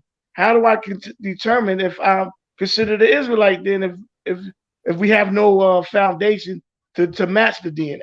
I think that's fair. I think that's very, very good right there. No, that's a fantastic question, right? Yes, So, agreed. and so I'm not saying that we know for certain or none of that type of stuff, right? We always talk about when we're talking about these modelings, it's speculation and whatnot. And so the speculation is done off of probabilities, etc. So I named two different models, right? I named the Kohanim model, where they took a Sephardic population and they took Ashkenazi populations and they were trying to find connections between them, and they found a connection with their Kohanim and a commonality at a certain percentage of Y-DNA. They found different haplogroups amongst them, and they found a JP58 as one that they had linked back to a Bronze Age population that potentially could go back to the founding population of Israelites in Levant. And so they deemed for that particular study the JP58 to be their Israelite model, right? So Yap Gang doesn't agree with that concept. We have a different model to where the descendants of Shem would be underneath the haplogroup DE, and then subclades underneath that, etc. Right? And so one of the arguments that we make for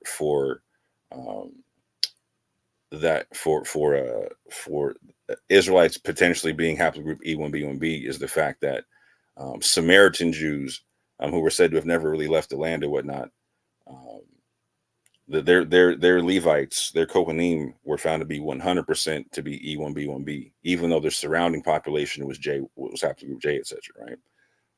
And so we don't know for a fact if either one are go back to an Israelite or whatever, right?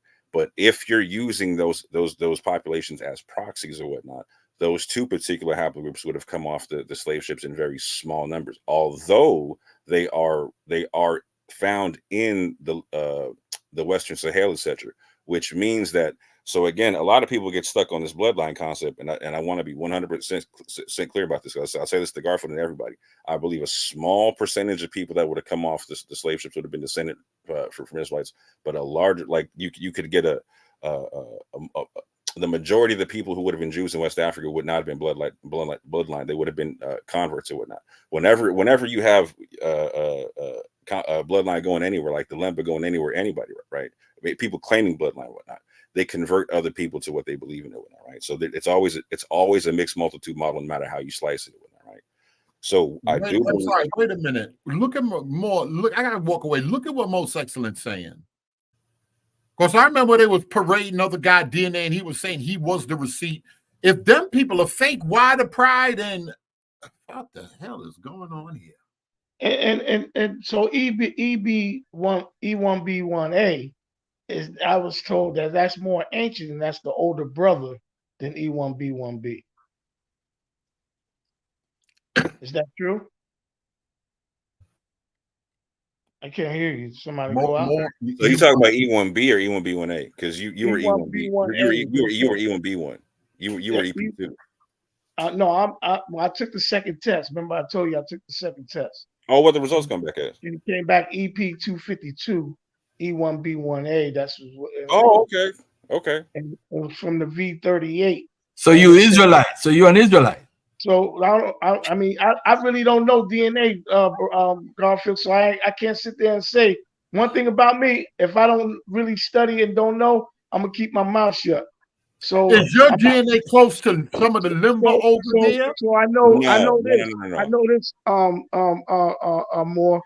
Ivory said the average African American sub-Saharan percentage is between, I think he said 60 and 75%, or 60 and 80%.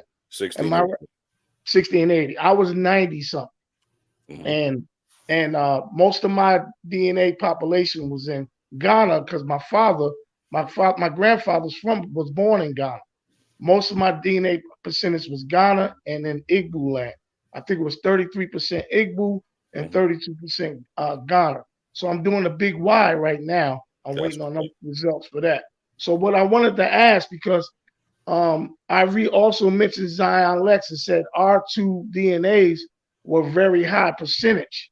He mentioned it in the video. It's in my video. And I was curious because Ramsey, that his DNA popped up in my box as well.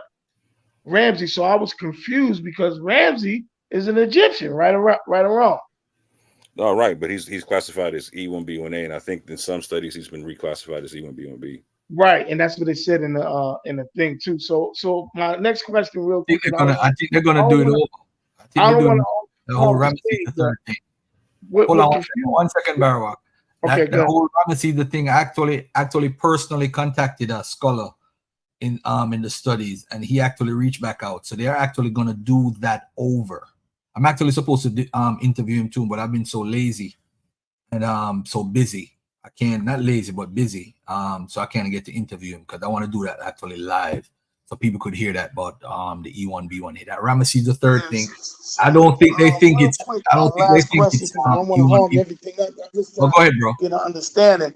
If it's the brother, the ancient, more ancient than E1B1B, right? And they say that Igbos supposedly or bloodline Israelites, what are they using to if we have very low percentage? Like it's just confusing, man. So hold on a second anymore. Nobody says the Igbos are actually. Yeah, nobody said. I'm sorry. Go ahead, more. Yeah, let me talk about it. In science, nobody's saying that the Igbo matchup. Okay. No one's making a claim or whatever. However, I will say this though, right? And so this also needs to get understood. One of the claims that Yap Gang makes is a mixed multitude argument, right? Like, so we showed papers before to where it shows that at the founding population of Israel, let's say this, all modern Jewish populations, like, so this is going to be an autosomal thing, right? Then I'm going to switch it to a haplogroup thing in a quick second. So don't get confused on this. So on an autosomal level, they found out that 8 modern populations of Jews carry ancient sub-Saharan African DNA from back to what could be the founding population of Israel or whatnot, right? So they connected those populations to they said that the sub-Saharan African DNA was consistent with the Luya and the Yoruba tribe and whatnot, right? So that's a broad swath of DNA there, right? So if I look at the haplogroups that are amongst those tribes, any one of those haplogroups could have been amongst the DNA, male or female, because it's not. We don't know if it was male or female DNA that was contributed to the population and whatnot, right? Well, all we know is it was sub-Saharan Africa and whatnot, right? But if we look at the haplogroups and whatnot, you're going to see a range from A to E1B1A, E1B1B, etc., right? Even R1B amongst the Yoruba, etc., right? No matter what, when you're talking about Israelite populations and genetics, you're talking about a mixed multitude model. I don't care. It's funny you mentioned more the women because I just want to say this and get out. I need you to look at my mother's side because Ivory said it was very, very, very interesting. My mother's side of the DNA. What was it? It was EF. Oh goodness, EF1B13, I think. Your mother? Yeah, I gotta go look at it. It was crazy. Oh yeah, I gotta go check that out for real. Yeah, he said that was. I mean, he the way he broke it down. I mean, I don't know, but it's just. I mean, this DNA stuff is kind of confusing, but the way he said it was more or less close to possibly being an Israelite as well. Well, yeah, let me look into that and get back to you. But something I want to tell you about you being EP252 is that something that we're seeing a lot, particularly with the big Ys or whatnot, is that there's a lot of EP252s that are connected to coming through the Sahel or whatnot, right? And so something that I try to focus on heavily is the Western Sahel, the Central and Western Sahel is the most Hebrew part of West Africa. This is where you're going to see the genetics coming in, right? Right, so, that's through the whole middle of Africa, right? The Sahel. Yeah, it goes from east to West Africa, right? Right. And so many of us may not convert to populations that are bloodline descendants of Israel and whatnot, right? And people need to get over that whole thing and whatnot, if that even means something to them, whatnot, right? Like, but it's very possible. And people need to understand this, because this is very real. Is you could come from a population of converts somewhere. You could descend from a population of converts at one point, right? Either or. If you're talking about a national Israel concept, you're talking about a mixed multitude concept, where you're going to have a small percentage. Even in the Bible, it's a small percentage. Like, you're getting a small percentage of this bloodline. You're getting a lot of people that are clinging on to the thing and whatnot, right? So something that Avery talks about all the time, and I love it, is that the majority of people that are going to be in national Israel are going to be converts anyway, and that the bloodline is going to be real small and whatnot when you actually do the head count and whatnot, right? So in reality, most people are going to connect to converts more so than they're ever going to connect to bloodline. Yeah, I so I support them real appreciate quick. that. I appreciate that. I want to tell you, Bareen, thank you, but I want to say this, Bareen. I don't agree with everything with Ron Dalton or Ben Israel as well. It's a lot of stuff I raised my eyebrow with, and the DNA stuff, I don't get too caught up with that. But at the same time, I mentioned the artifacts over in Israel, which we do study. Like, how could you move all that stuff over to Congo or anywhere else? So I lean towards Israel is where it's at, and may have been a little bit wider than what it is today. I might be able to go with that. That's not bad. But let me ask you a question. So can you say, from the little bit that from what you've been hearing, a couple of years you've been messing with DNA and discussing that, can you say, according to DNA, that some people are fake?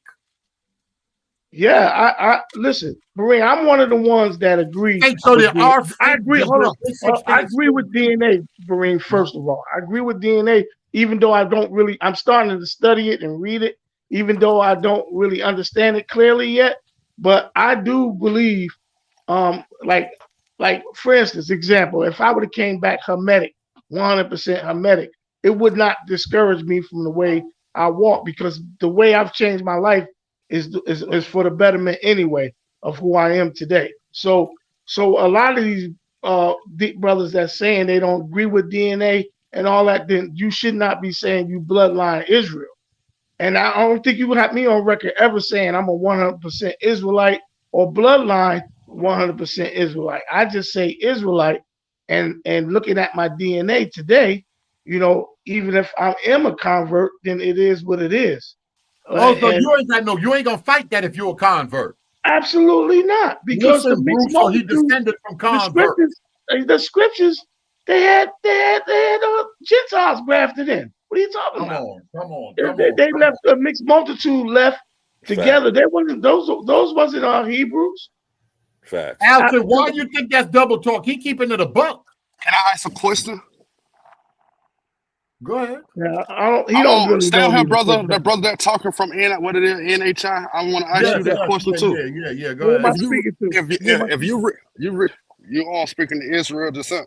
Oh, okay. Yes, sir. If you read Genesis 3:19, when God say, from dust you come, to dust you gonna return. So you really believe they finding bodies today? Wait a minute, I didn't hear you. You went out. I didn't hear you. What? Oh, you can hear me?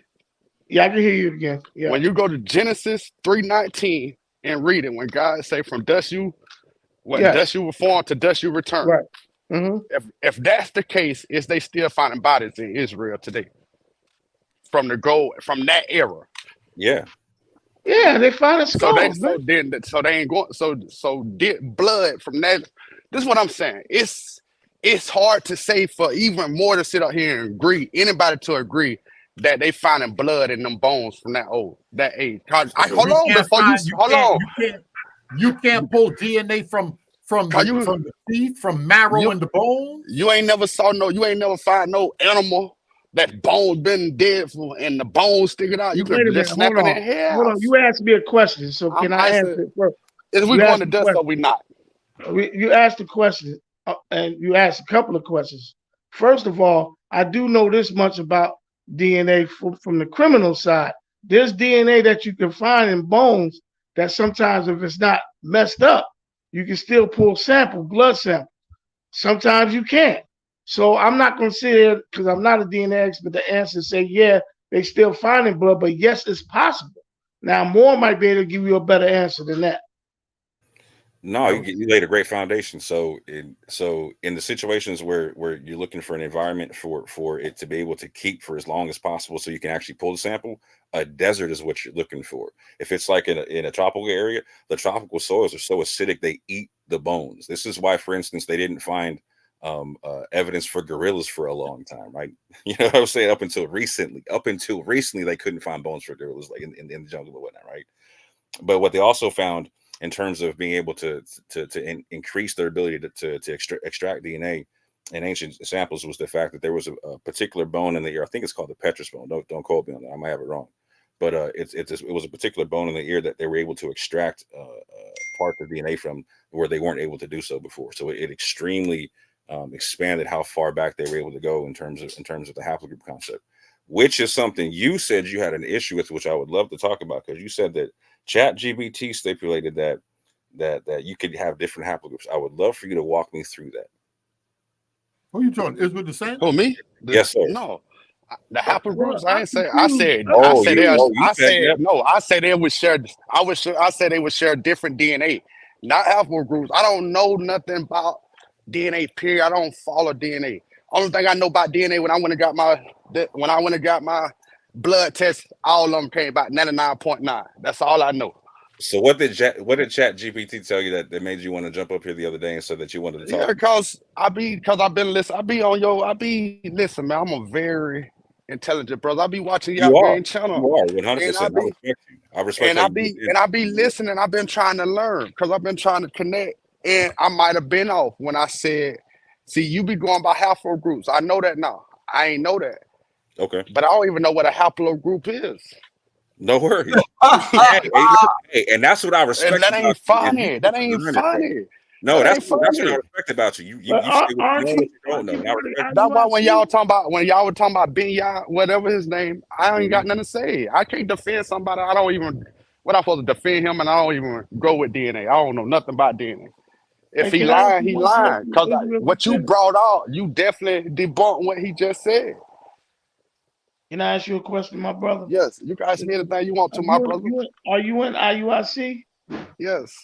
All right. The reason why I'm asking because I'm kind of familiar with they camp. First of all, they don't subscribe to. He pushes the issue. Don't even take a DNA. We don't accept it. Yeah, we don't. Yeah. Right. It don't. That ain't even a question. So Talk about DNA. Then? What's your issue with DNA? Are you going against that and trying to learn and see that it might be helpful? No, not really. I just don't. Me personally, I just don't believe they finding bodies from that long ago, and saying they found. Oh, okay. You don't believe in the Valley Dry Bones fam? Reason why I say that, you can hear me. You don't believe in dry bones getting flesh put back on them and whatnot? Yeah, that. But I see that. I feel like that's us, the Valley of the Dry Bones. So you still subscribe to, and I'm not trying to put you out there. I'm just, because a lot of brothers from IUIC and a lot of HOI, a lot of brothers that splintering off from these camps are leaving because of the salvation only doctrine. They're starting to find the truth and examine the scripture and the texts. And I'm curious about that with you guys. Is that being an issue in IUIC as well, with other brothers leaving because of that? Because it's spreading around in the camps and going back to the dry bones, you're saying it's just Israel. You know, there were mixed multitude of people over in the land. And so I'm asking, is it changing in your community as well? No, not that I know of. If it is, they ain't talking about it. It's tight, you know. You know, we feel like we got the truth. We feel like we got the truth. Well, everybody feel like that. I mean, I understand. Not everybody, because you watch YouTube, it's a lot of camps. There's a lot of people in camps leaving, starting their own camps. Well, yeah, but 99% of the camps believe only Israel can be saved, and that's false to me. Yeah, me too. So you don't subscribe to only Israel can be saved? Yeah, that's what I said. I subscribe that only Israel can be saved. Oh yeah, that's what I'm saying. Yeah, I don't agree. So Edom can be saved? Absolutely. If we find out who they are today. Even though I don't subscribe to Edom being a white man today. Okay, not just that. Even if he not the white man, do you feel like how Obadiah been fulfilled? Well, whatever the prophecy say about Obadiah, that could have happened already. See, a lot of prophecies are due. A lot of prophecies are due. I don't want to take over Marine show, man. And you know we done been down this road before. Fair use. Let me play some of this right here. Yeah, go ahead, Marine. I I appreciate everything, Marine. Hey, Marine, send me the information, man, for the meet and greet, man. I want to come visit. Okay, all right, brother. I'm gonna hit you. All right. Hey, do I have to pay a fee or whatever? What's up? No, man. We got you. We got you. You sure that ain't no problem? Good. There's no registration. Don't sweat that. Okay. All right. All right. Peace. Ironically, it's here in Spain and Portugal where we witness an amazing transformation of the sons of King David. It's here that the sons of King David transformed themselves into a people called Negroes.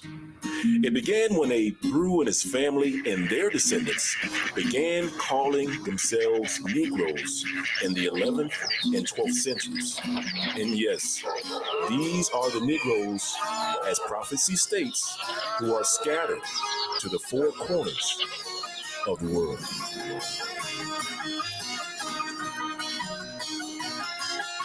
Make way for the blues, make way. The royal blues coming through today. Sons of the people from the world, so fuck on your king, be ready and Let the Bible say what this wicked world is creates of people trodden down who they always want to keep a name.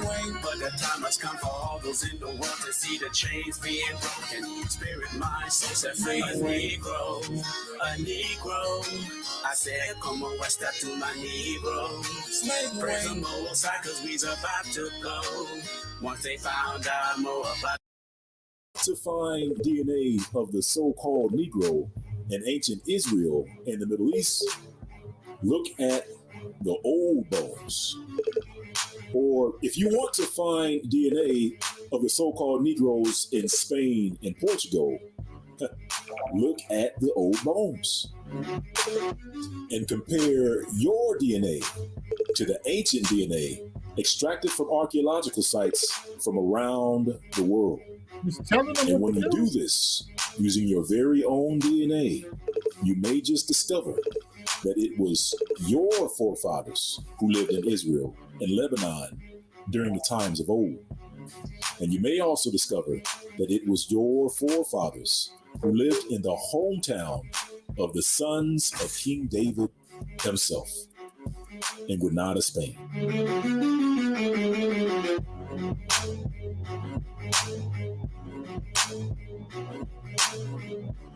This is some mess. Half of the leaders in Israel saying that ain't the land. The other half are saying, look at your DNA. Your DNA match with the DNA from the land.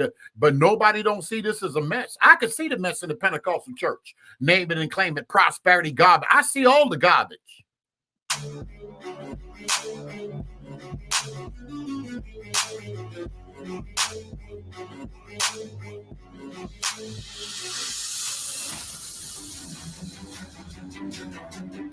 Granada, Spain, was considered the hometown of the sons of King David.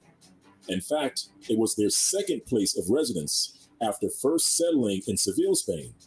As the following reference reads, King Alonso, whence we may learn, if we can believe it, that the king of Spain, who had assisted Nebuchadnezzar in reducing Jerusalem, brought an enormous population into Spain, all from either the family of David or at least from the tribe of Judah, and that the royal family resided first in Seville, then in Granada, adding that the exiles afterwards had their numbers greatly increased by the fugitives from the desolation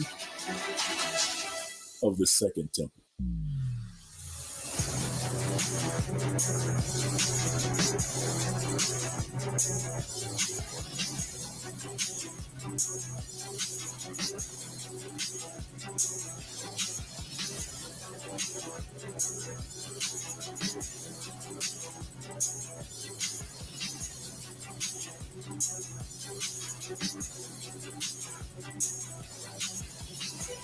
And the next reference reads, the numerous Spanish Jewish family of Nasi. Now keep in mind that Nasi is an alternate name for Yaya Negro. So it reads, Nasi, or Yaya Negro, also traced back its pedigree to King David and proved it by means of a genealogical table and seals. Skipping ahead, a family tradition runs to the effect that the Roman governor of Spain begged the conqueror of Jerusalem to send him some noble families from the capital of Judea, and that Titus complied with the request.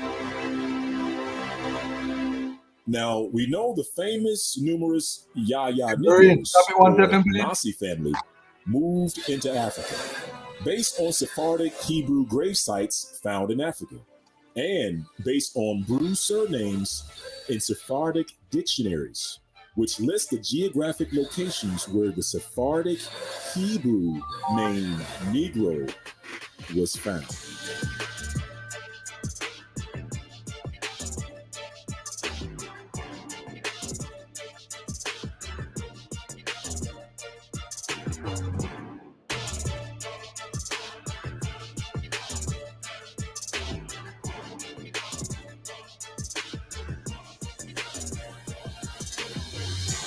Why were the sons of King David living in Granada, Spain?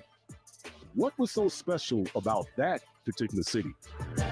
Perhaps it was because the city of Granada was given solely to the Bruce by the Muslims.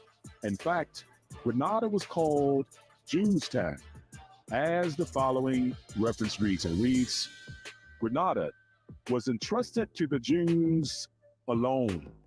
And for this reason, it came to be known at the commencement of the Arab Dominion in Spain by the name Jews' And today, we have African Americans matching the old bones, the ancient DNA extracted from Jews' from an archaeological site which dates to around 950 AD, during the early years of the Arab Dominion in Spain, in the hometown of the sons of King David. Family, did you see what happens when you combine your history with your DNA? Well, let's see how you can use your very own DNA to prove you are Judah. When reviewing your DNA, you need to be familiar with history. If old references state that large numbers of Jews were sent to Africa, then we should expect a large part of your DNA to match modern-day African populations. Do me a favor, Bruce, forget about me. What about Phineas? What about so many other Israelites that are in here that's been in the truth for a minute? What about all the Israelites that's not going for a good bit of this stuff, that's calling this nonsense? What would you say to them? They must accept it to be born again, to be Israel? So clearly this isn't a Christian Israelite thing here. This has to do with truth, Bruce. You just can't fix your mouth to say more fault with the Israelites to come. What are you talking about? Go ahead, Garfield. You want to say something? Yeah, Yaya the Negro, we've been through this before, but again, these are people who are Talmudic Jews, rabbinical Jews, who practice rabbinical Judaism or Orthodox Judaism, who hates Christ. I just want to put that out there. So the people he's showing about Yaya the Negro don't like Jesus, ain't got nothing to do with Jesus, don't believe in Jesus, thought he was a fake Messiah. Just for the record, I just want to put that out there. That's who he's promoting, that you guys descend from, because they're promoting this Yaya the Negro, although we know he got the name. It's a cognomen, which has, let me take this call. I'll jump right back on. All right, fair use. Yeah, hold on, real quick. So what he's saying is, like, so the debunk is in the name. So he got the name Negro. So Benaiah is correct about him coming to the land or whatnot. But when he came to the land, he was given houses of Moors to live in. And so because he lived in Moorish areas or whatnot, he was called the Negro, or he was called Negro because of that. It would, like I said, it's not a descent concept. It's not a phenotype concept. It has nothing to do with that. And in fact, if it has to do with anybody's phenotypes, it's the Moors that were there before the guy got there. But anyway. Read that, Bruce. I'm going to leave that right there. Fair use. As the following reference reads, Barbert states that in the reign of King John II, and about the close of the 15th century, large numbers of Jews were expelled from Portugal and taken to the coast of southern Guinea. And the next reference reads, the first design of settling there, it was in the year of 1486. But perceiving how many perished in the attempt, and that they could better agree with the continent on the coast of Guinea, it was resolved by King John II of Portugal that all the Jews within his dominion, which were vastly numerous, should be obliged to receive baptism, or upon refusal be transferred. Yo, this is so crazy, and he'll just repeat himself. That's my dementia friend right there. Berean TV, what Benaiah is presenting is truth. Any Israelite on this channel right now who disagrees with what Benaiah is saying is simply unlearned. And Bruce got a gun, y'all. He in law enforcement. He got a badge. And they are easily manipulated. If you don't go, if you don't believe this, even if you're Israel, you a fool. So here's my issue with that, Bruce, is so, again, like Kofi came on and showed his My True Ancestry results and stipulated, okay, they have me linked up to Bronze Age 11 populations, the semi-populations or whatnot. And I'm sorry, more. And then he the first one to say, I'm sorry, Kofi, you're a convert, I'm pure. Facts. No, 100%. And so, so on top of that, though, so Benaiah just told you in that same vein that if you go to My True Ancestry, that all you African Americans connect to the sample going back to 950 AD in Spain or whatnot. Well, here's an issue. I connect to it too, and I'm not E1B1A. Again, it's an autosomal match that they're using. So it's not a direct lineage concept in any way, shape, or form. And that's why they use this. And that this is exactly why they fell out with Aaron Elhike, is because they finally recognized, oh wow, our autosomal genetic distance model is not working. The farther back we go, the further away it puts us. Come on, you talking about Brother B from NHIT. The brother just jumped off. Go ahead, Matt. Yeah, I just wanted to point something out. Grace and peace, everybody on the panel. I see Bruce just made a comment. He said Benaiah is bringing out truth, but Benaiah has said repeatedly, do your DNA, do your DNA, do your DNA. Now Bruce just made a comment and said, I'm talking about the history, not the DNA. Come on. So it's interesting when we say anybody who disagrees with Benaiah, they're unlearned. But now Bruce is, at first he's agreeing with Benaiah, but now he's disagreeing with Benaiah and what Benaiah has said about DNA, because he's repeatedly said to do your DNA, the DNA can link you, even though we would disagree with a lot of what he's presenting. So it seems really inconsistent and strange to say like everything Benaiah is presenting is truth. Now you're making this qualification to say, well, everything he said except what he's saying about DNA, and it's just confusing. Berean, leave that comment up. Leave that right there. The brother said, no way I believe in that DNA. I don't trust them people in their science. So I guess he's never been to a doctor. He was never born in a hospital after 1964 because the government or the state that you're in has your DNA from your born. And it's up to that state if they get rid of it. So everybody talking about, I don't want to give up my DNA. The government already has your DNA if you're born after 1964 in this country. And are we allowed to disagree with Benaiah? Because Benaiah told us to do DNA. He told us we can trust DNA. He told us that that's your God. They don't believe in God. So are we allowed to disagree with Benaiah now? Even Bruce is disagreeing about the DNA. I don't know. It's just confusing. It's like the standards are all over the place. They've been jumping from day one on us, switching up rules. They've been moving goalposts. Yeah. They talking about apologists, boy. I ain't seen goalposts moving like this in my whole life. Go ahead, Bruce. I'm gonna jump off. I gotta go. Oh, don't go nowhere, Matt. No, boy, at least listen. Now you're finna get arrested. You gotta stay. He'll get you fired. Come on back. All right, listen. I got to go through the last hour and a block of this instruction, this classroom. But this is what listen. I haven't been on here multiple times. Well, first of all, praise the Most High Yah and the Son Yeshua HaMashiach. Hallelujah in the highest. Okay. All right. So I've been saying multiple times that I don't do DNA. So Matt, no, I'm sorry. I don't do DNA.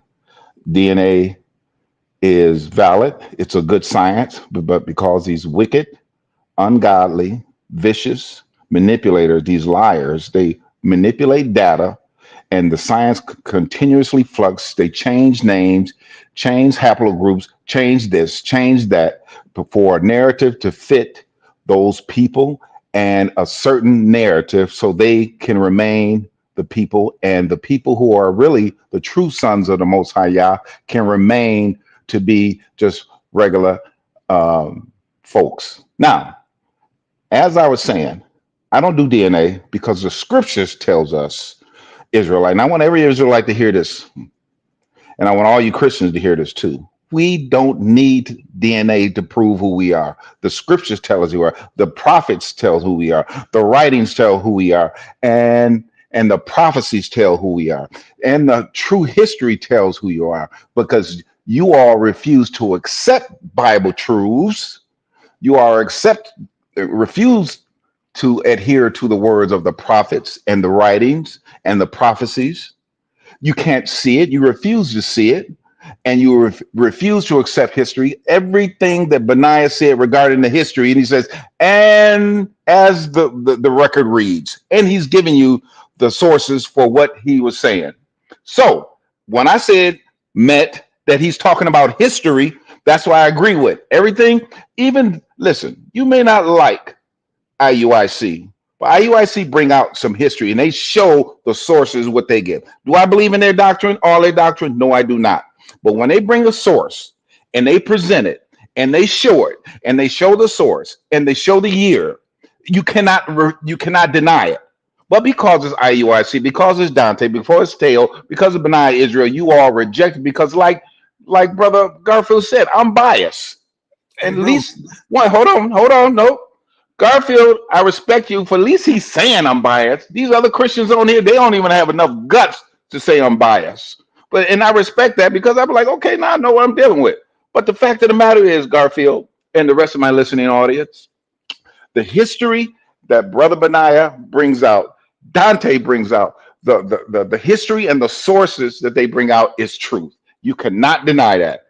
Now, the DNA thing, like I said, it's always in the state of flux, and you're always going to have arguments for both sides. That's why I don't do DNA. And as Pastor Kelly brought out in one issue, that particular geneticist is flipped from what he said originally and didn't. And he couldn't respond correctly because somebody got to him, and he got his marching orders. Had to be a conspiracy.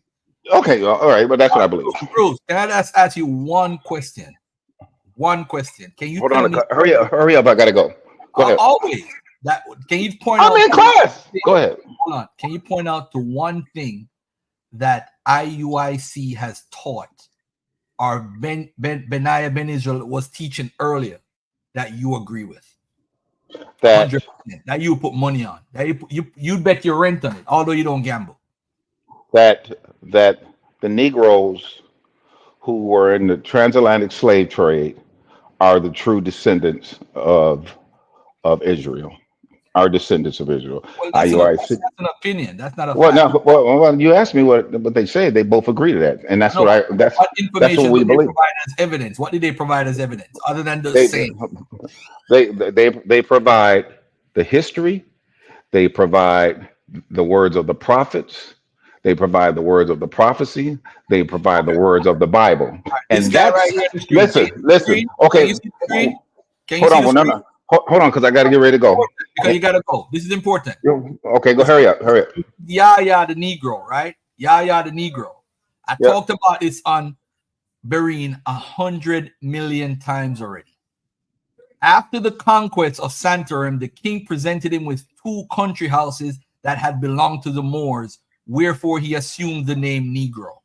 It wasn't his name. They gave him that name because he controlled an era where 90, let me give you the exact number. There were 90 black people there that were Moors. So because he conquered it, he got the name. Just like Africanus when they defeated the people in Tunisia. So they called him Africanus now and changed his name and gave him that name because he conquered that area. So for Benaiah Israel to teach this, which he does constantly, is misinformation. Okay, Yeah, so you have. hold on. Okay, hurry up, hurry up. One more thing. Yahya the Negro was head over a Jewish synagogue. So he was the rabbi, a rabbinical guy who taught he did not believe in Jesus. So to trace yourself, this is what you guys continuously do.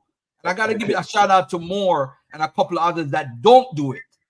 Is trace back to Sephardic Jews and Jews who practice rabbinical Judaism who don't believe in Christ, who basically say, I've nothing to do with that guy. That guy's fake.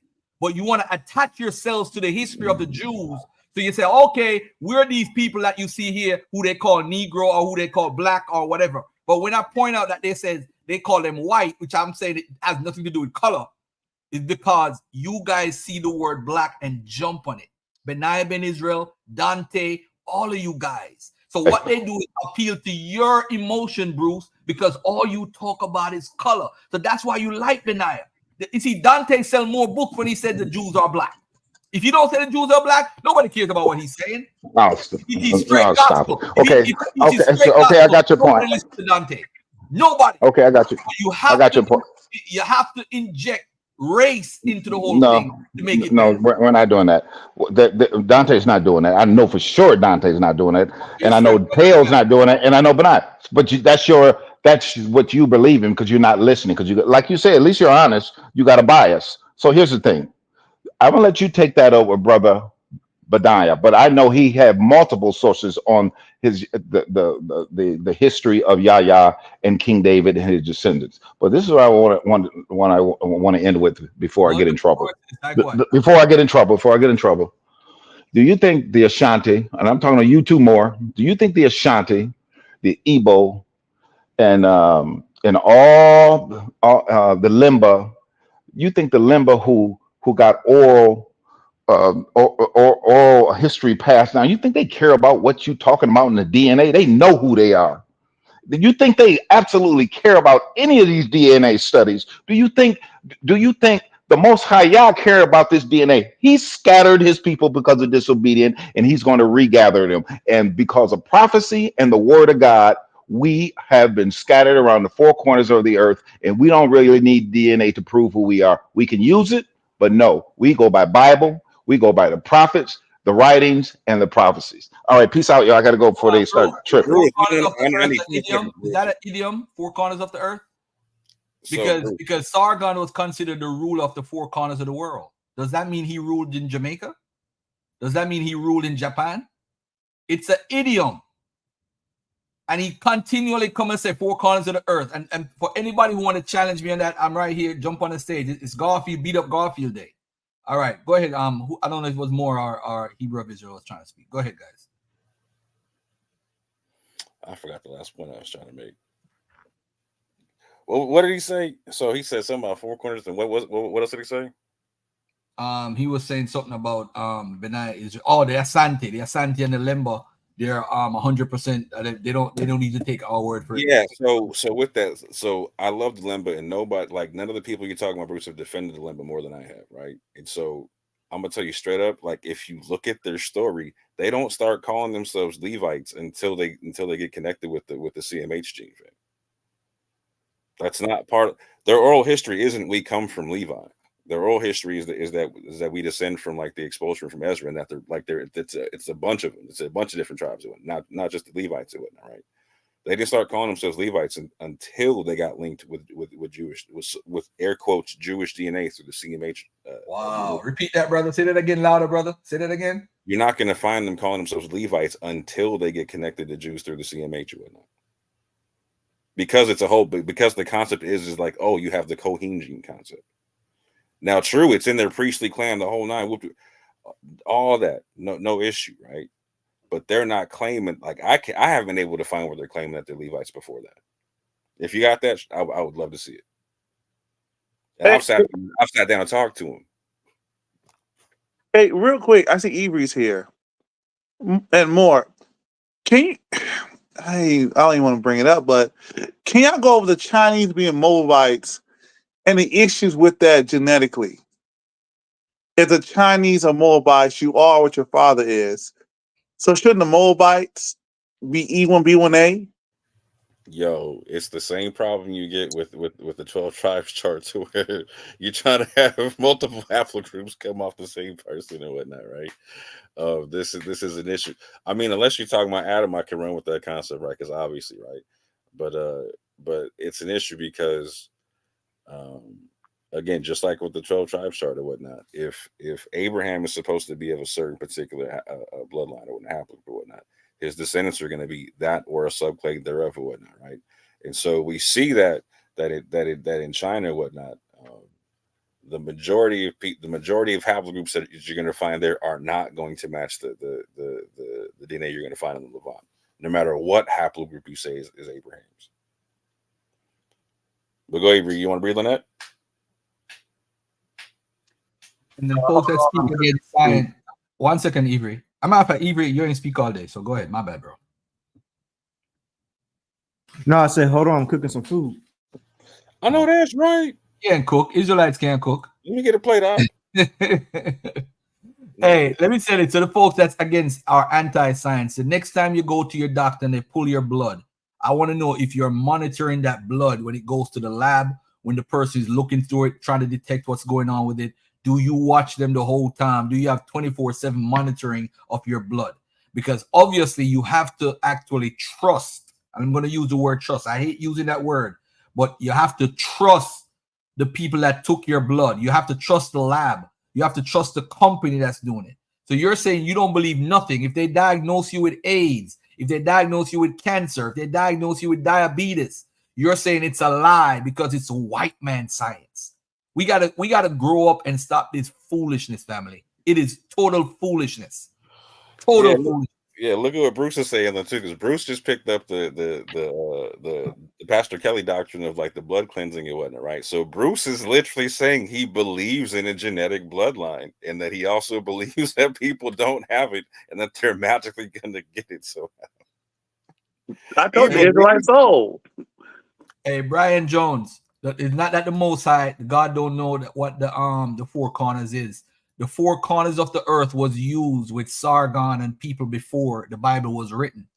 And it's just an idiom. That's all it is. It's just basically saying the areas that they control it. They're saying it's the whole entire earth. Sargon never ruled in Japan or Africa or in Middle East or nowhere. All he ruled was where Mesopotamia is, or where Babylon was, or where Acadia was. He never ruled outside of that area, but they call it the four corners of the earth. Why?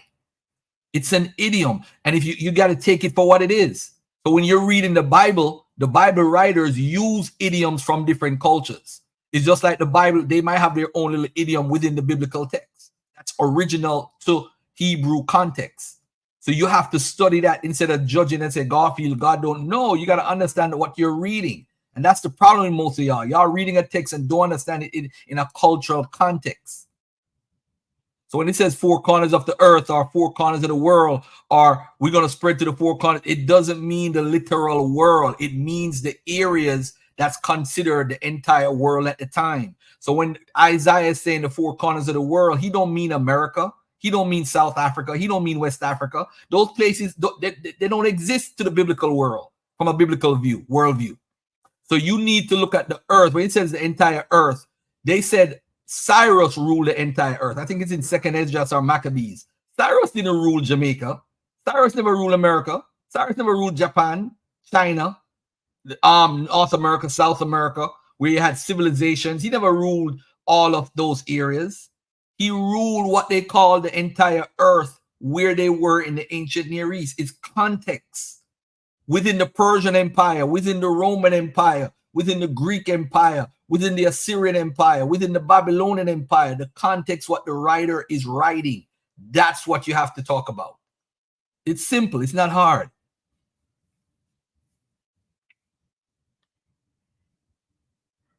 All right, I can take a short break.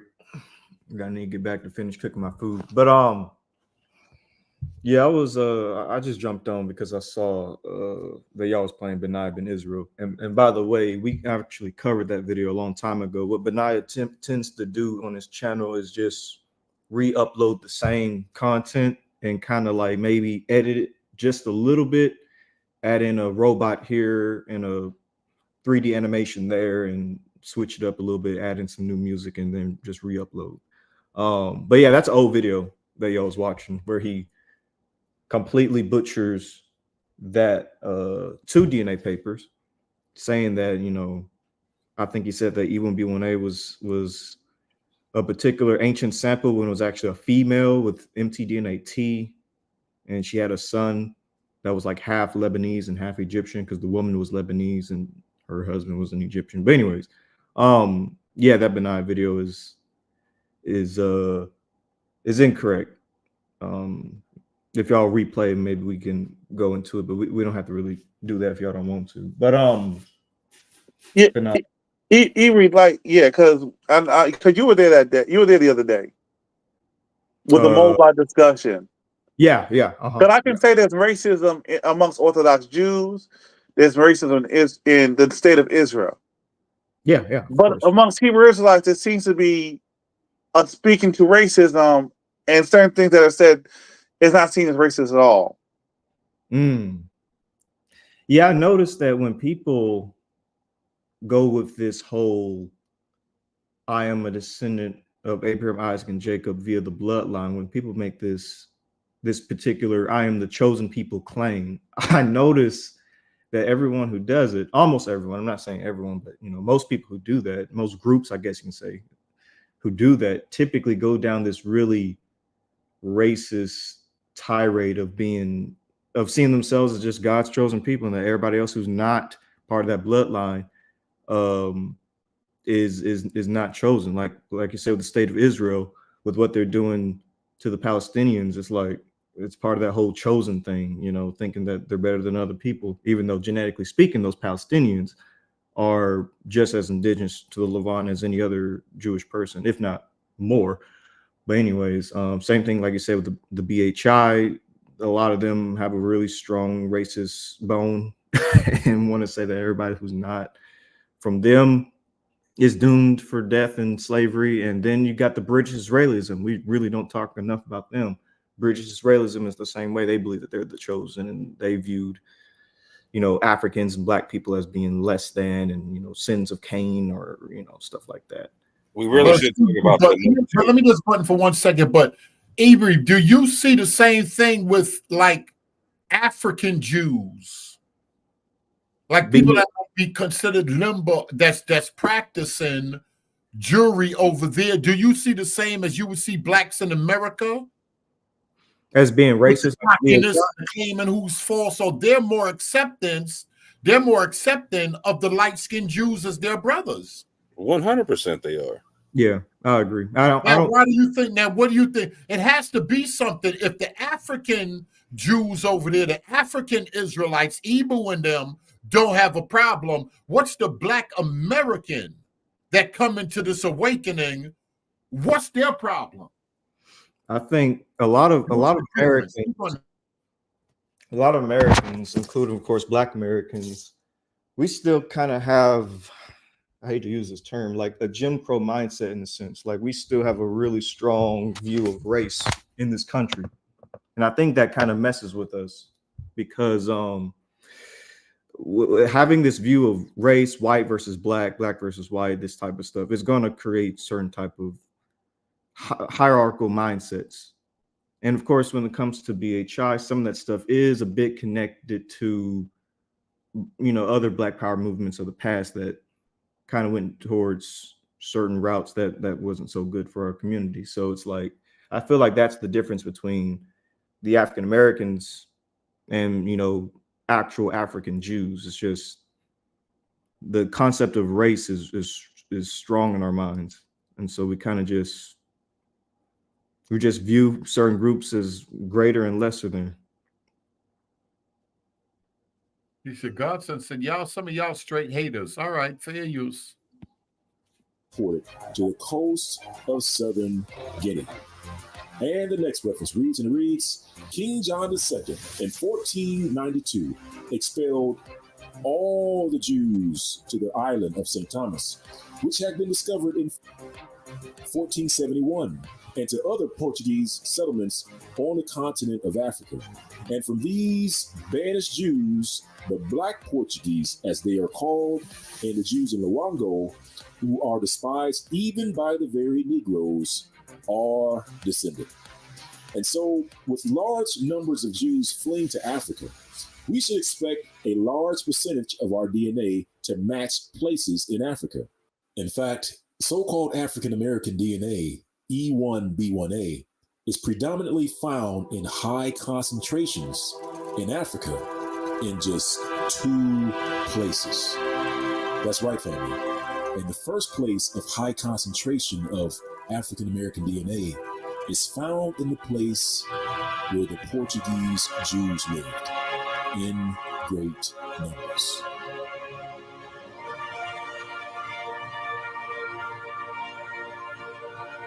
As the following reference reads, in 1622, the Cape Verdean governor, Dom Francisco de Moura, reported to the Portuguese king that the Guinea coastal rivers were full of Jews who were masters of the local region and were quite independent of the crown. The Portuguese Jews settled in great numbers in the area of Senegal and Guinea-Bissau, which is the area of the highest concentration of E1B1A in Africa, or at least one of 2 places of high concentration. Do y'all hate Benaiah? Is that what this is? Hate on Benaiah hour? For me, no. And I would say the same for more. No. Of E1. Hey, let me tell you this, Barine. What he's reading is a genuine book. I don't have a problem with what he's reading, and I don't know if Moore or Hebrew have a problem with the book. I'm saying that he is imposing his own views on that, on the information in the book. The Luango Jews, nobody really knows what happened to the Luango Jews. Technically, if you read Tudor Parfit's work or the work on the Luango Jews, nobody really knows what really ultimately happened to them. But they do know that some of them came from Europe and they came to that region. They also know that the Jews who he's talking about, those Jews, you can prove that they went on a slave ship. And then what he did, which was very slick and sly by Benaiah, he showed the information with the Jews going to West Africa, then point out that look at what the West African DNA is. Like nobody lived in West Africa before those Jews migrated there. And that's the deception in what this guy's doing. There's nothing wrong with the source. He's 100%. I agree with his source. But what he's doing is trying to imply that those people who are Jews in Europe are the Sephardic Jews, are the Spanish Jews and the Portuguese Jews, that those people is what make up the maximum amount of people that migrated and came on slave ships. And he can't prove that. He can't prove. Ain't nobody could prove that. He can't prove that. Them people was there doing business. They weren't there trying to be getting caught up in those slave trade. They was helping with the slave trade. What about DNA and the land over there? They're trying to say that you see pictures of them with the British pointing at a bear, and the British have their guns pointing at the bear. But even in South Africa, they have a museum and a site that they have found a plethora of bear skeletons in South Africa, along with the okapi and elephants. Where's the site? Maybe so once. it's Langham Bay. I can text you the link. People that follow me on YouTube, they'll see me talk about these things. But this proves that in history that these animals, at least the bear, did exist alongside with lions and the big 5. So if they existed, let's say 100 to 1,000 years ago in South Africa, then that means that all the animals that are in the Bible can be found in sub-Saharan Africa. I personally hear your arguments for the so-called land of Israel that we know of right now, that is going into war with Hamas or Palestine or whatever you call it. I hear you dismissing it as not the original lands that's referred to in the Bible. But now a question would arise and say, if that is not Israel, according to your claims and your research, the work you've put in, where is this Israel located? Is there a specific place? Because some people could argue.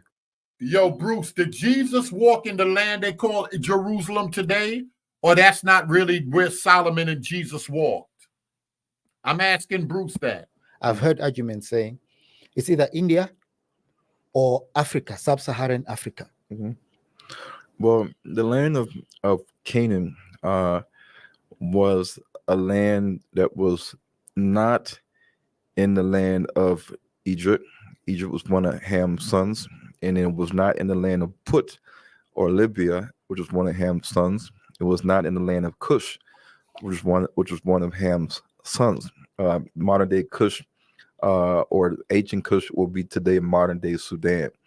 The land of Egypt is the land of Egypt, a lower and upper Egypt, where the Nile flows through. When you look at the other son of Ham, Canaan. Now, in many of the ancient historical documents by the ancient Egyptians and the Puttites and the Romans and the Greeks, that even going back to you see what's happening, Bruce? Most excellent thinking. He's saying both of them can't be right, Bruce. This is pure nonsense now. They even disagreeing. Barry, look at this, Barry. Look at this. Now, Bruce believes in Jesus, right? Ron Dalton believes in the New Testament, right? He's saying that the Jewish-Roman war happened in South Africa. This is what this idiot is saying. Oh, God.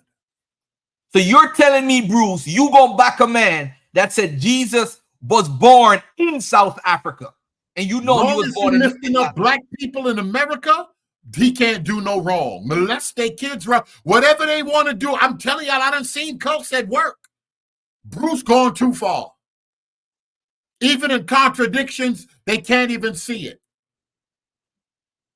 I see that shaky stuff with Jim and Tammy Faye Baker and all of that. I see the nonsense, Bruce, in Christianity, but you can't see it in Israel. You can't see near a bit of it. This religion going too far, Bruce. Bruce, where hold on. Where did Nebuchadnezzar destroy? Where was the temple? He says it's in South Africa. Where did the Assyrians go when they attacked Israel? It wasn't in northern Israel. It's somewhere else in Africa. Where did Sennacherib come and fight Hezekiah? Where did that happen? Yo, where did Saladin beef with the Christians and whatnot? You understand what I'm saying? This is ridiculous. Bruce, you closed up the office yet? Teo Ministries also teaches us too. The Teo twin, or should I say, TOTW Ministry. Hold on. So none of these people whose histories are supposed to be. 1 second more. Hebrew of Israel, stop lying on the Teo twins. They don't teach that. There's no way. Yeah, actually, I think they were. No, let's say Ethiopia, not South Africa. Yeah, Ethiopia. Well, Didn't they say that Judah, the land of Judah, was in West Africa though? Like, I think they said Jerusalem was in Ethiopia, but Judah was in West Africa. So we don't even know where the land is at. Ron Dalton, me and Ron Dalton text all the time. I'm not even going to show our private messages. I texted him 3 days ago. He has a debate with Deacon Hakar, who was formerly of Sikari. I called him, and I'm the one that sent in the video. Oh, I wanted to host the debate. I wanted to host the debate. So I actually made that debate happen. And then Divine Prospect said to me on Clubhouse, he's willing to debate him and somebody about what's best for the people, his program or some other program.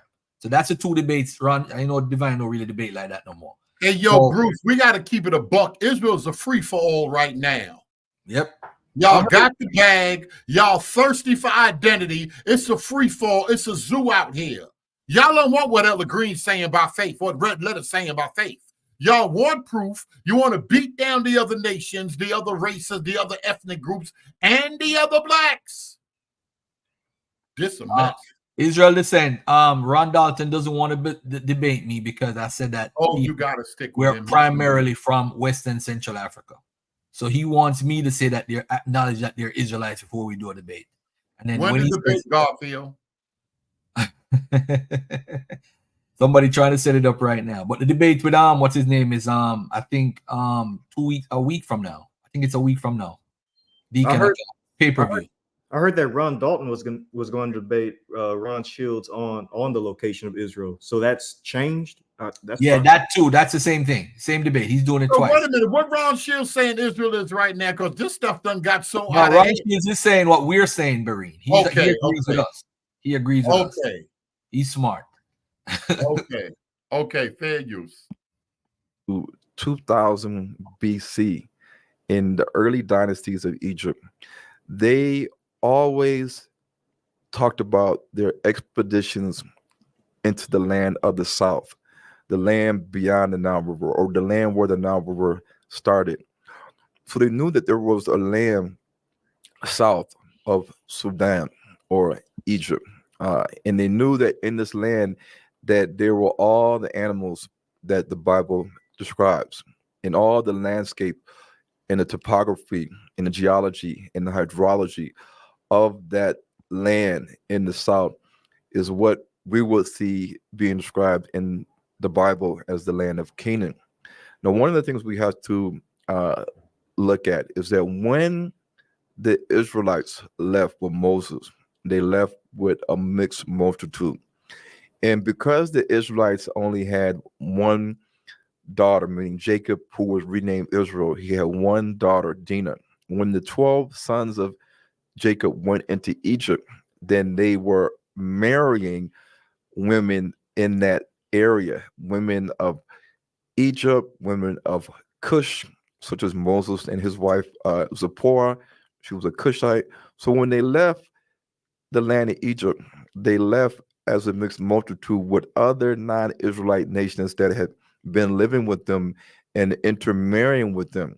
So naturally, when we see the Bantu language, we see that there's many Egyptian influences in the Bantu language in addition to Hebrew.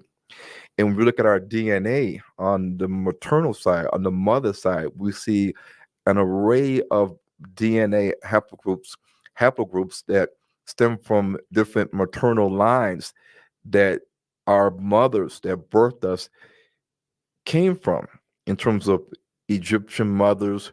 Remember, Joseph had a wife that was Egyptian, and they had two children, Ephraim and Manasseh, from an Egyptian mother. So when we look at all these things and we say, why is it that the Bantu language has Egyptian and Hebrew in it? Well, the Hebrews lived in Egypt for hundreds of years and they intermarried with the Egyptians. So naturally, in the household, they would know how to speak Egyptian and Hebrew, or a Creole would develop. Give us these references. You say Hebrew and the Bantu languages. There are some similarities. I think we touched on it in our last conversation, but for someone who hasn't seen that, that's coming across this type of information for the first time. Yeah, so because of sake of time, one example I'm going to give you is that in the Kikongo and the Swahili language, which many linguistic experts say are the oldest Bantu languages, you will see a considerable amount of Hebrew and Egyptian in their languages. And all of these things, I have all the references in the Hebrews to Negroes books that are on Amazon and takealot.com. Also in the Hebrews to Negroes movies that are on Amazon and on H2N TV. Now, I understand that many people in Africa don't have access to the content that is in Amazon America. But, you know, if people simply go to h2ntv.com, they will see all the linguistic breakdowns of the Bantu language and how it has the Egyptian and Hebrew elements in it, the morphology, the syntax, and the lexicon. And only people that have been raised as Hebrew or were Hebrew and lived in the land of Egypt for hundreds of years could have this in their language, which is something you don't see in modern day Jews today. But when you look at the DNA of the Bantu people and how their migration went from Egypt into the African Great Lakes region or Central Africa. And then from there, they spread to West Africa and South Africa and Southeast Africa and East Africa. We understand that the Bible was created and translated and authorized by the Greek Septuagint. So in order to have a copy or a translation of a text or a history of a people, you have to have some source of the original. So the original Israelites, whether they wrote it down or not, or whether they had these stories orally, the Greeks had to get their information from the original source. Stop it right there. And the Stop it right original there, Sonic. source Stop it right there, Marine. of the Bible, Marine, we don't Marine, have an stop it right original there. ancient Hebrew. Now, pay attention to this now. He's saying the Greeks had to have contact based off of oral tradition or whatever, right? Whatever he just said. I'm paraphrasing. Now, where did the Greeks go to? Because obviously everybody who's watching agrees with Maccabees 1. Maccabees 1 is considered, I don't think there's a scholar that disagrees that it's actually a genuine writing. Maccabees 2, they kind of have some questions about it, but they respect it. Maccabees 3 and 4, they say, we don't know about all of that. But the issue is, we know the Greeks, the Seleucids and the Ptolemies were involved with the Jewish community. We know that for a fact. Where did this take place? Because remember, all of Africa, the continent, was called Libya by Herodotus. He said it's the known and unknown. He called it Libya. He called the area south of the Sahara, he called it Ethiopians. He said the people that lived in that region, we call them Ethiopians. No matter below the sub-Sahara, below the Sahara Desert, you're Ethiopians. Not that it's Ethiopia. He called them Ethiopians because of their skin tones. He's trying to say those people got the burnt skin down there. They're darker than the normal people at the top. The Libya people were lighter, fairer skin and so forth. Now watch this. So you're telling me that the Greeks went to an area in South Africa and that's where they got the information to write the book from? That's where they got the information from the Israelites? You see, you guys got to break down what he's saying and think about it in context. This is really dumb. And he's saying nobody wants to debate me. Nobody with sense really wants to debate this guy. We just want to debate him so the people who are listening to him could get some sense in their head. This is garbage. And Bruce, you standing up for this foolishness. So Jesus now was in South Africa. When he ran, how did Jesus run into Egypt? How did they run into Egypt from South Africa? How did they do that? Yo, this is crazy, man. This Come is on, Bruce. crazy. It's only right, Bruce, that you answer it. At least give us what you think. This is crazy. You gotta, if you can't condemn this guy, I don't need to hear nothing from Bruce no more. Bruce, you lost all credibility today. You just need to believe in Jesus and call it a day. Call it a day. You can't say you support somebody even when they're wrong. You think if Orthodox Moore come on here and say something wrong, I'm like, yeah, I'm cool with Moore, man. I ain't gonna say nothing. You think I'm gonna let it slide? If it's craziness? You think if I say something crazy, he ain't gonna jump on the panel and say Garfield done lost his mind? Israel Descent said, Garfield, where's your source? How far is South Africa from wherever you are? I don't even know where Jesus was born, mess around with these folks. I don't even, these folks switching the whole Bible up. Nothing don't mean nothing. How did Jesus run into Egypt from South Africa? If they run into hide, they're hiding from Herod or whoever they're hiding from, and they're going into because of the census. How did they leave from South Africa to go there and then come right back? Garfield, they came right back. Come on now. Just think. All they got to do is go through the Congo forest, go up north, and go through. Yo, block this guy, Barry. Block him. He's trying. Hey, I'll block me because I'm trying to stop the awakening, the stupid awakening. No, the sample. Go debate him.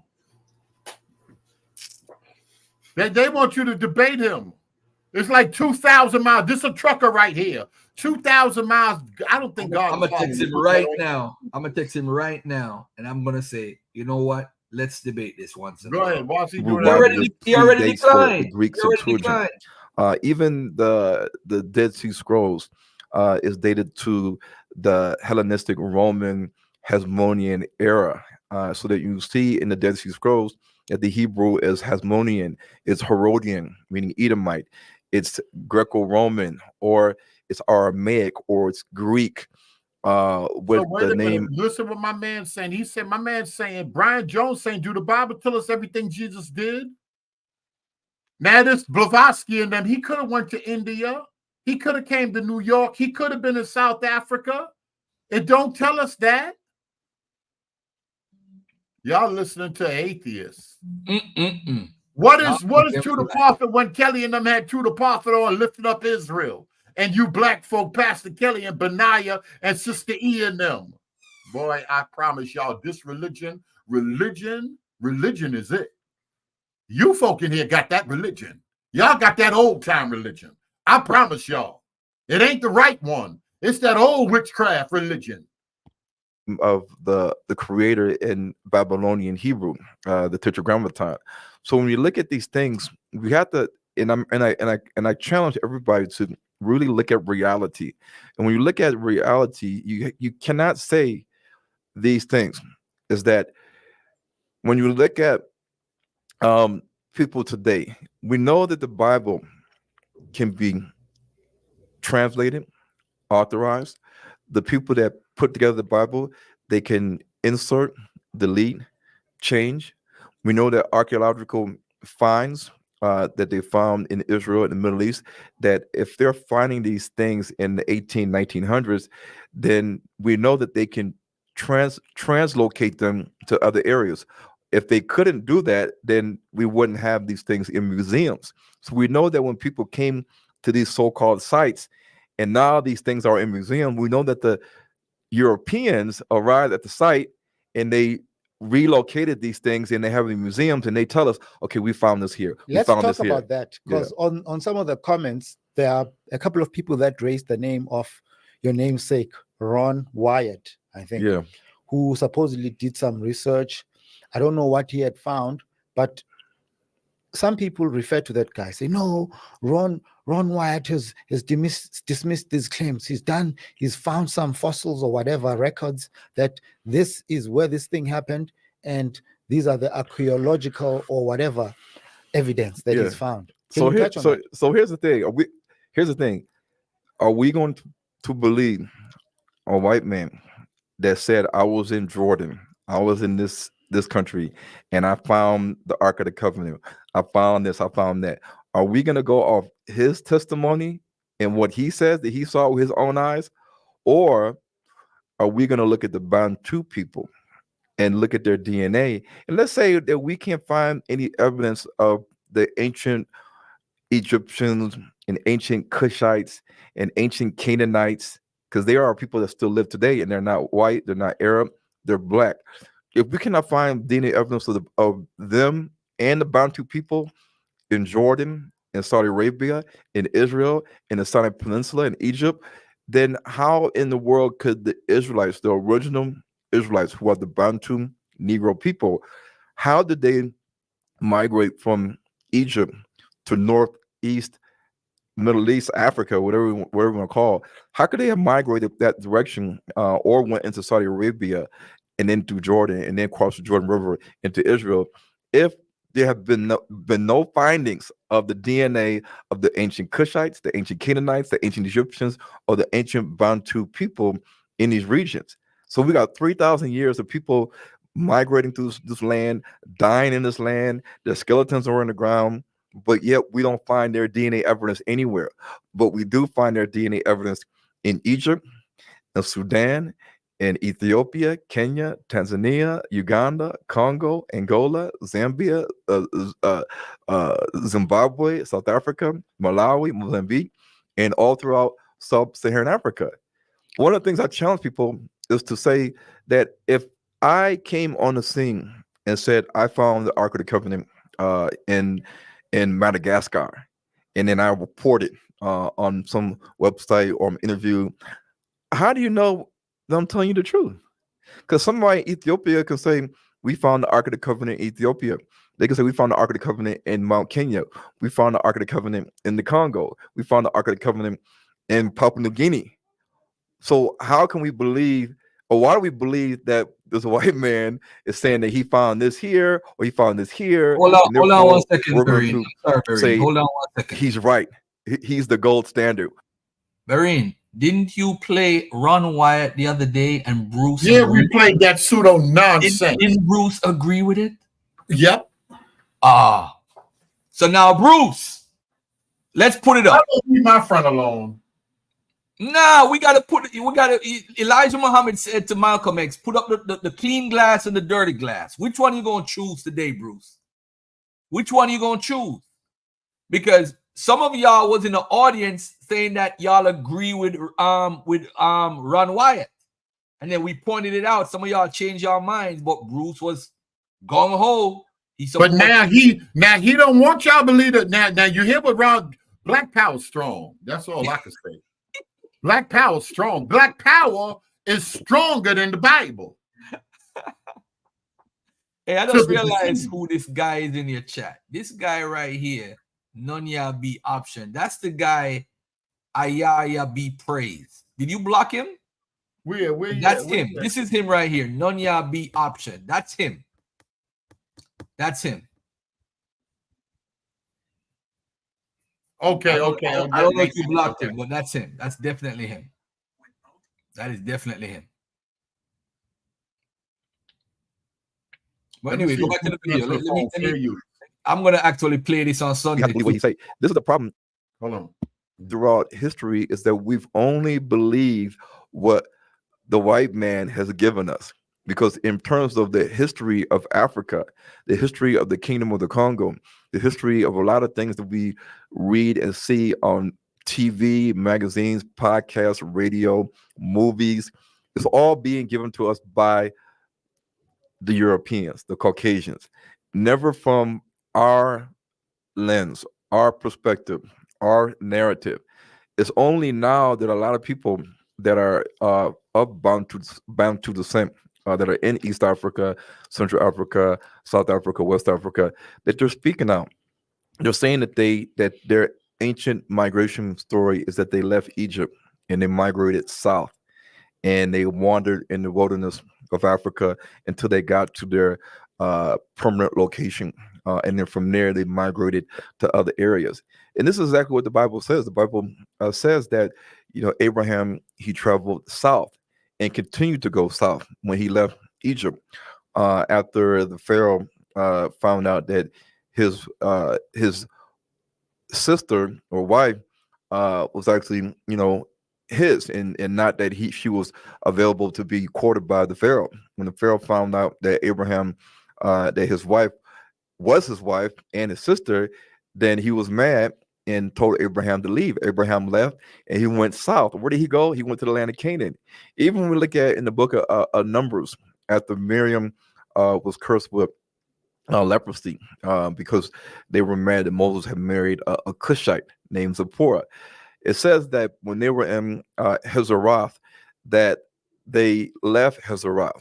Hazeroth is supposedly in the Sinai Peninsula in Egypt.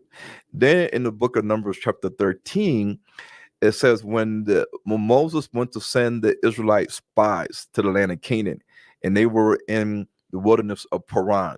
The wilderness of Paran is, according to what the Jews and biblical scholars say, is in Saudi Arabia. But Moses told the 12 Israelite spies to go up and go south to the mountain.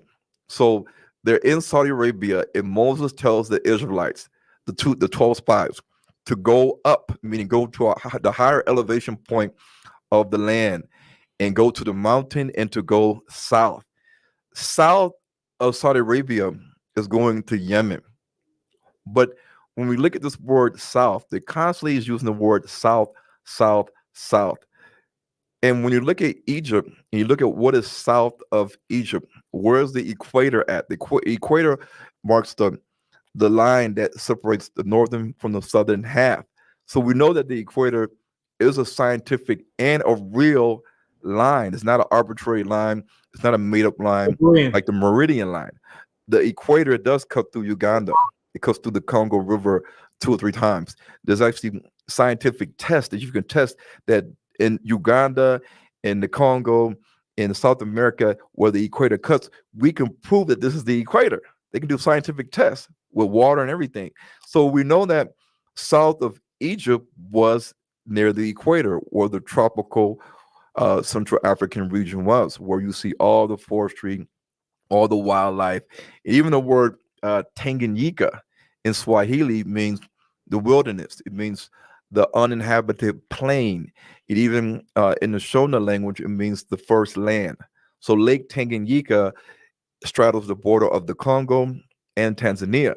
So in that whole Central African region is where many of the Israelites migrated down from Egypt and then got into what we will call today the former kingdom of the Congo. Okay, there are some things that are at the top of my head that I want you to provide clarity on. I'm thinking of references in the Bible where they specifically refer to black people, and they actually say African men. I think there's reference to Nimrod in the Old Testament. Some people are saying we shouldn't even be calling it the Old Testament, but the Old Testament, there's Somebody reference is to saying, Nimrod. yo, red letter, I got to shut this down. Somebody is saying this is nuts. The equator is far from Egypt. Yeah, this is completely sad because, like, if you go to his original argument for like Abraham going to the south, like, this is ridiculous. If you go to Genesis 12, right, Abraham builds an altar and then goes in Canaan and then goes south to Egypt, right? And so Ron Dalton is saying after he leaves Egypt, he goes south again, right? But the text says that him and Leiter, they go south, but they're in going south, they go back to the area where he built the altar. So is he continuing going south, or is he going back to where he just came from? This is why they call the area the Negev. It's called the South Country and whatnot. It's a whole area in the Levant. It's not just the direction south. That's why you talk to anybody from the region, they call it the Negev, the Negev, and the Negev. It's a particular region in Levant. By the way, this is completely new to like all this stuff that he's saying. This is a completely new teaching, because in his original video and in his old videos, he used to go with the idea that Israel was in Israel, that was in the Levant, because he used the Natufians as evidence that, African Americans, or should I say, people who carry E1B1A, E1B1B, etc., was in Israel, and he incorrectly believed that every single marker that was in the paper talking about the Natufians, even though it was actually excluding certain markers and not saying that those markers were there. But anyways, he thought that all those markers were the Israelites. So he put the Natufian period, the PPNB, pre-Proto Neolithic B, in the Iron Age. I don't know if people understand how significant that is. He put a Neolithic population, saying that Neolithic population is an Iron Age population. Walk that out in years for us. So that's like 10,000 years ago.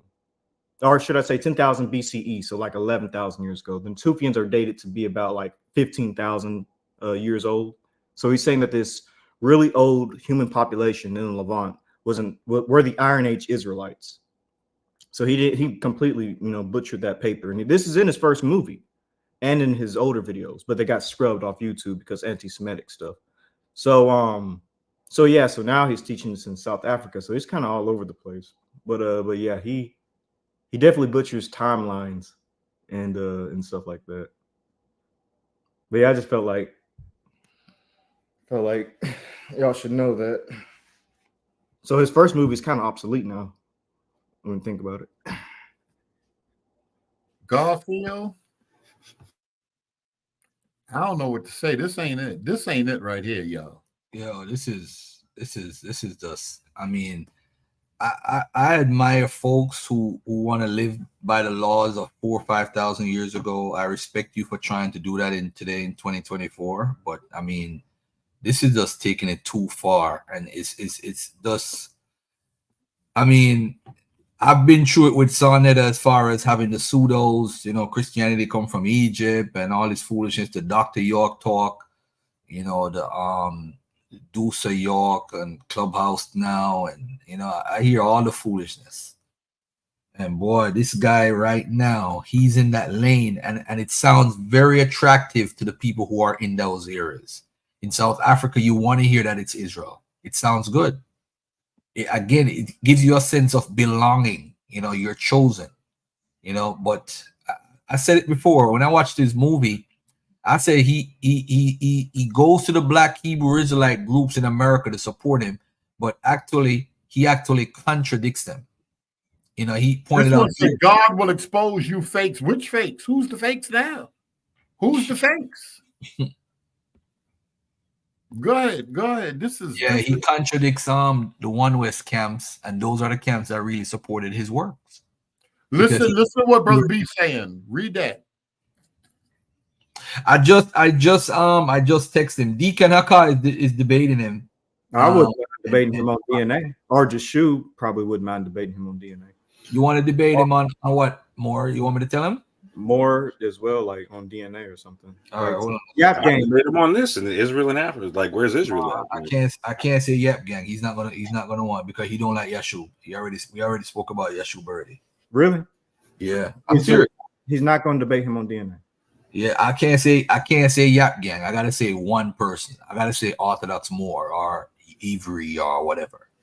Avery, you can take him on DNA. I'll take him on the Israel and Africa. All right, it just depends on when the debate is then, because I got school. I'm trying to get this master's, so I'm very busy this semester. Bro, all you got to do is like not play Call of Duty for like one day, and you can take him out. What's your YouTube channel, Avery? No, it's the same name as what I have up here, the Hebrew of Israel.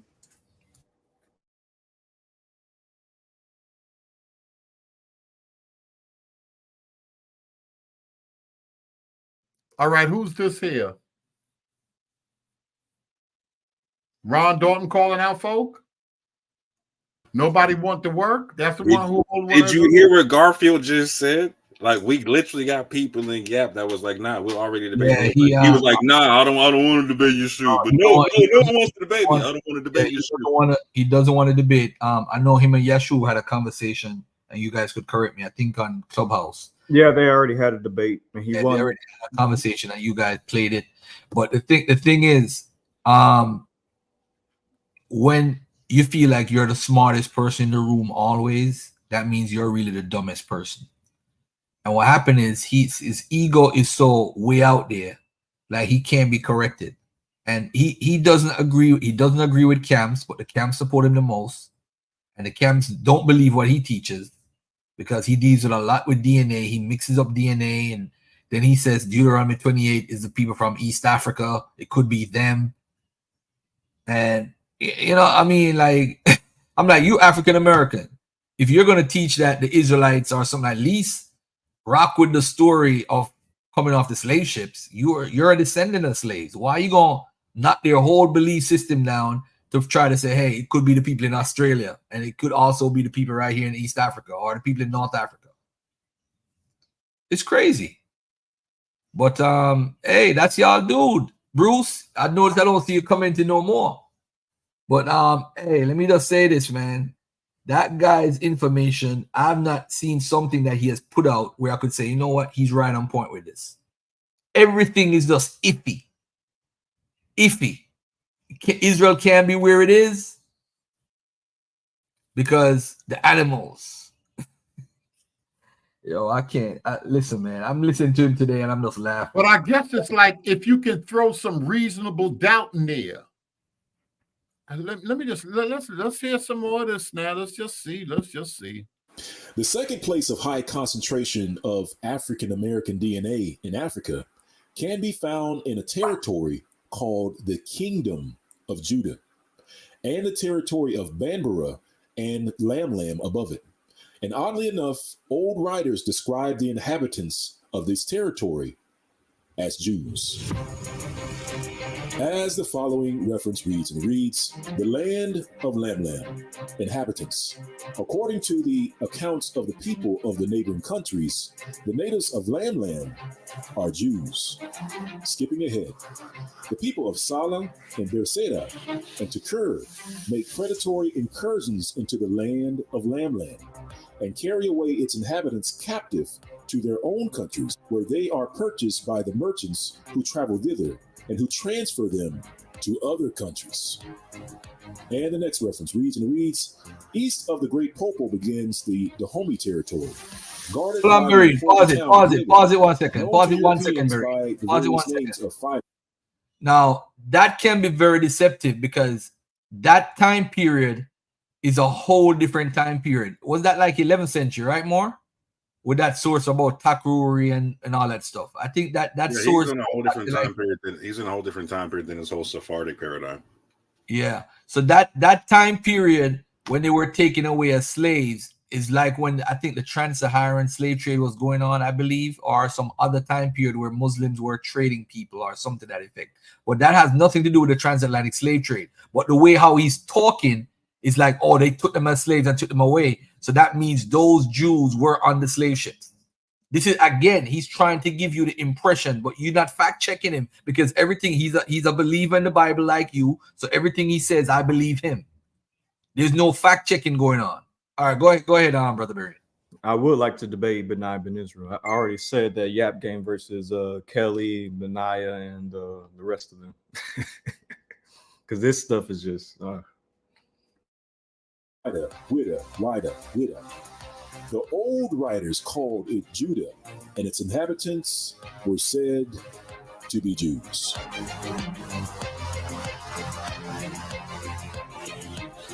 And as stated before, the highest concentration of so-called African American DNA is found in places where the Portuguese settled and the Kingdom of Judah. Can you pause it up right quick, Brent? I literally have no earthly idea what he means when he says the highest concentration of African American DNA. I've never seen any study saying anything like that. And the crazy part is if any one of us takes a DNA test, the majority, and this has been proven already, the majority of us are going to have the largest chunk of our DNA coming from Nigeria. So when he says like the highest concentration, I've never seen that substantiated in any way, shape, or form. Have you, Ivory? Have you, Garfield? No, that wording does sound kind of. When you say Nigeria, you mean like Nigeria as far as African Americans? Yeah, in terms of just like autosomal DNA and whatnot, right? Mm-hmm. Okay. That typically ends up being like the largest chunk of our autosomal makeup and whatnot. But you know what's funny? The people who are watching him would call you a hater, call Garfield a non-believer, so we don't need to listen to them. And this is the craziness behind that, is because for the argument that they make, they're talking about the whole Sephardic Jew argument and whatnot, right? And so you already know, Garfield, like the amount of Sephardic Jews that came to West Africa is minuscule in comparison to the slaves that came over on the slave ship and whatnot. How much numbers? Give me some numbers there, more. Give me some numbers. I try to tell people, like, I maxed it out at 15,000, like, and I'm being nice in terms of like the Jews that came to like the South Tome and Principe areas, like they're talking about, right? Not all the Portuguese settlements in West Africa, but like I'm saying, just in the islands and whatnot, right?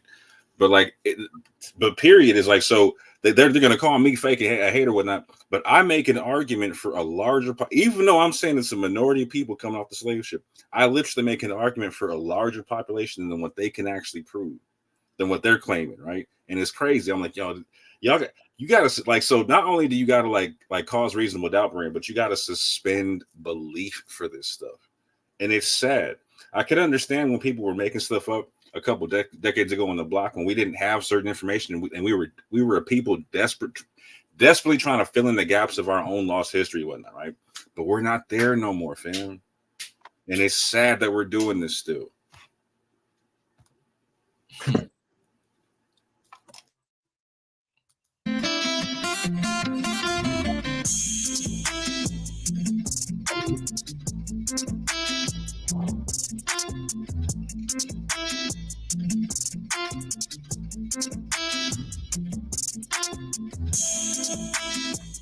All right, family. Let's briefly discuss modern-day DNA reports that most people use today. Modern-day DNA reports often show the percentages of DNA ancestry contained within a person's DNA. For example, an Ancestry DNA or 23andMe DNA report could show someone as 50% Nigerian or 30% Cameroonian. However, these reports are missing a critical value which hides your true identity. These reports are missing a value called genetic distance. In general, genetic distance shows the similarity of your DNA compared to another person's DNA. The lower the genetic distance value, the more similar the two DNA samples are. For example, a mother and a daughter would have an extremely low genetic distance value compared to a mother and a distant cousin. The lower the genetic distance value, the better. A company named GEDmatch provides these types of genetic distance reports. In other words, we can use GEDmatch to find your most closely related DNA groups. Your DNA groups with the lowest genetic distance values. For some so-called African Americans, the groups with the lowest genetic distance values are places where the Jews once lived.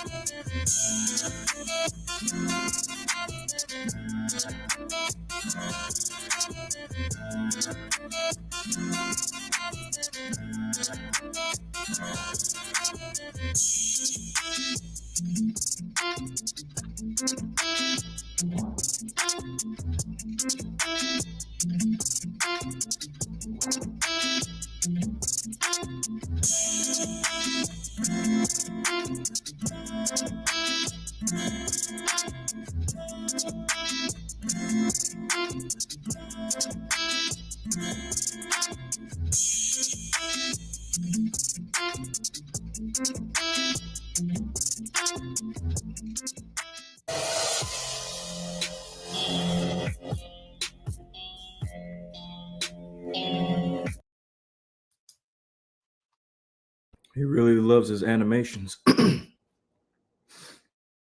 More, you're a hater. Garfield lied about the Judah bird. He's a hater. He a liar.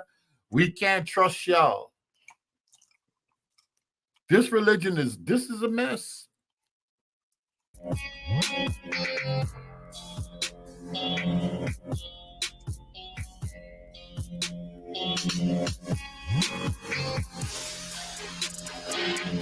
Let's review some additional ways you can use your DNA to prove. Okay, hold you on a are minute. from the Ahaya be house praised. of Judah. Listen to this one right here, y'all. Y'all can't. Matter of fact, let me stop this. Y'all got to deal with this right here. Here's the truth. Y'all don't want to deal with. Read that. Somebody read that right there. It's no mystery the southern kingdom of Judah was predominantly an African kingdom. The Lachish skull sample proved that without a shadow of a doubt. Y'all trying to run from that. That's facts.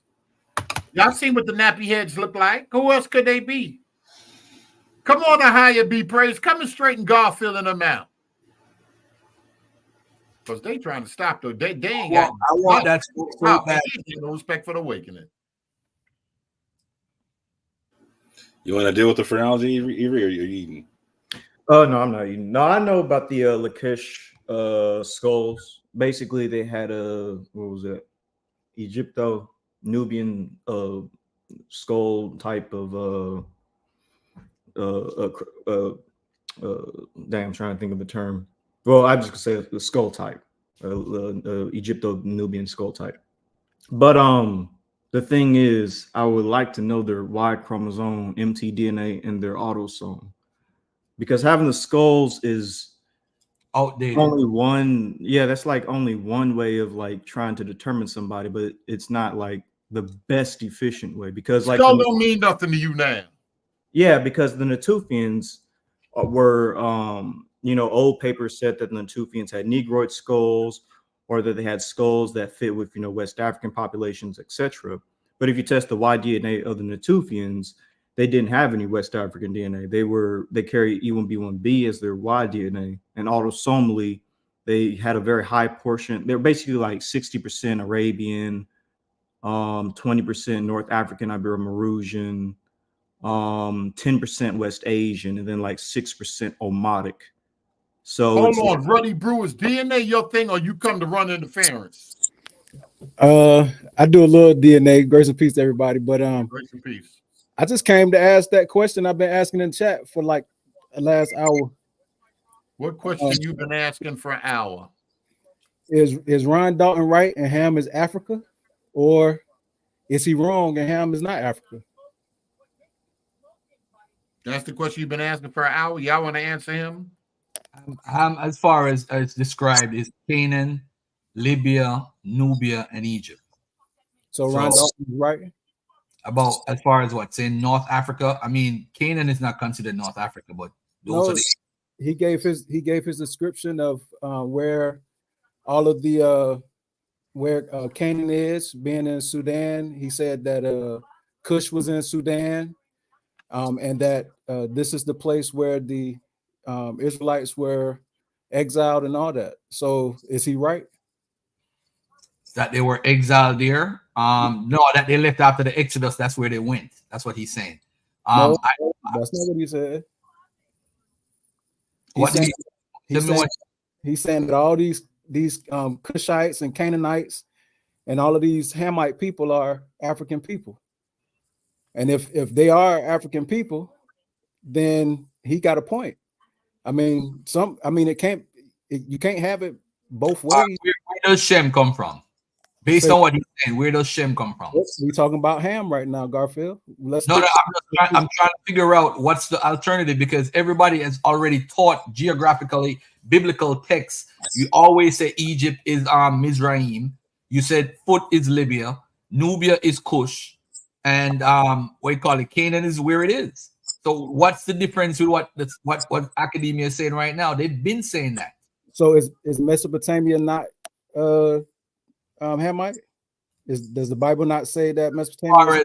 Well, that's a whole nother conversation regarding the term in Genesis 2:10 and Genesis 10:6 with Nimrod, because scholars arguing, hold on, that Cush is actually referring to the Kassite region. It's actually a interpretation, or a, what do you call it? It's a transliteration error. It shouldn't have been Cush, because it's not, Ethiopia was not in the Bible. So it was originally Cush. Oh, so if Ethiopia was originally in the Bible and it was originally in the Bible, that's when the Greeks came in and called it Egypt. So it is actually Greeks that brought Egypt into play. So you mean to tell me that Cush? What did you say? The Greeks did what? The Greeks are responsible for bringing the word Egypt into, Ethiopia into play. The Greco-Roman, yeah, Ethiopians, right? Mm-hmm. So in that case, when we're talking about Cush, it being in the Bible, although the scholars say that it's that it shouldn't have been in the Bible, being that it is in the Bible and it's represented in the Mesopotamian area, are we going to say that the scholars got the ancient information correct when they're examining things, or especially when we know that Babylonia and King Sennacherib and the king of Babylon and all of these things do show and represent to be in that land and territory? Are we going to say that although this is what we see, that the Bible's still wrong about where Cush is? All right. In Ezekiel 29:10, right, when he talks about going to the south of Egypt, where is Cush located? Because Cush is saying that Cush is a very complicated conversation, right? And what happened is Cush has different meanings and different reference locations, but its main location is what modern day Nubia is, northern Nubia. That's what Cush is in the Bible. So when the Greeks, hold on, Garfield. Greeks, hold on, Garfield. So who put Cush in below Egypt in the Bible? If Babylonia and Cush have been synonymous all throughout history before our present time. No, it wasn't synonymous throughout history. No, that's not true. I said before our present time, Garfield. Mm-hmm. Where was when did Cush make it to south of Egypt? It's always been there because the first reference to Cush in history. Do you know who was the first reference? Who's the first reference, Garfield? Egypt in the 2100s, and the people never call themselves Cush. The outsiders call them that, and it's in Egyptian records, 2100 BC. They call them that. So they never called themselves that. They were called that by outsiders. So were they called Ethiopians or were they called Cush? Because the word Ethiopia was not used. The word Ethiopia, as far as Bible, anybody who was dark skin or extra dark was called Ethiopians. No matter where they are, whether it's in India, whether it's near the Babylonian region, whether it's over by the south of the Sahara, they call them Ethiopians in Herodotus map. So people who the Sahara is called Ethiopians. So when we look at the scripture and we go to the Hebrew where it's translated Ethiopia and it says Cush, although it's talking about Babylon, it's not really talking about Babylon. It's talking about Cush, Sudan. Is that what you're saying? Do you want me to pull up the Blue Letter Bible and show you what's going on with Genesis 2:10, bro? Yeah, I was about to say, I'm getting myself. You're not listening to what I'm saying the whole time. You're asking the same question in reverse. What I'm saying, because listen to what I'm saying carefully, because you're not listening. I'm listening. Cush in Genesis 2:10 or Genesis 10:6. It shouldn't have been Cush like how we have it Cush today. It's transliterated incorrectly. I will show you the Blue Letter Bible. Buddy Brew, do you want to pull up your screen and share something? Because you part of the reason we shut it down yesterday. You'll get on here and do a whole bunch. You need a half an hour to share your truth. Yes or no? Do you need a half? Let me put everybody out. So Buddy Brew can teach us. Let the master teach us. Nobody else coming back. Buddy Brew, you ready to pull your screen up? I did a whole presentation. Because you're the only one teaching this doctrine on here that you're trying to force on everybody. Pull your screen up. Beran, Ron Dalton said that. Bro, can you pull the screen up or not? Or are we going to shut it down? I'm on my phone. I just said that. I'm on my phone. You'll be home in how long? Ron Dalton said that Cush was below Egypt. But the Bible says that Cush is Mesopotamia. Is Ron Dalton right or is the Bible right? That's the only question I asked. You a Bible believer. Which one you go with? The Bible says that Cush is where Babylon is. Is Cush not where Babylon is, or is it where what's the point you're trying to bring out, brother? What's the point you're trying to what's the matter, man? What's the point you're trying to bring out? Ron Dalton is right, yes or no? He's wrong, he contradicting the Bible. State your point, bro. I asked y'all the question because I've been Father God in the name. All right, y'all.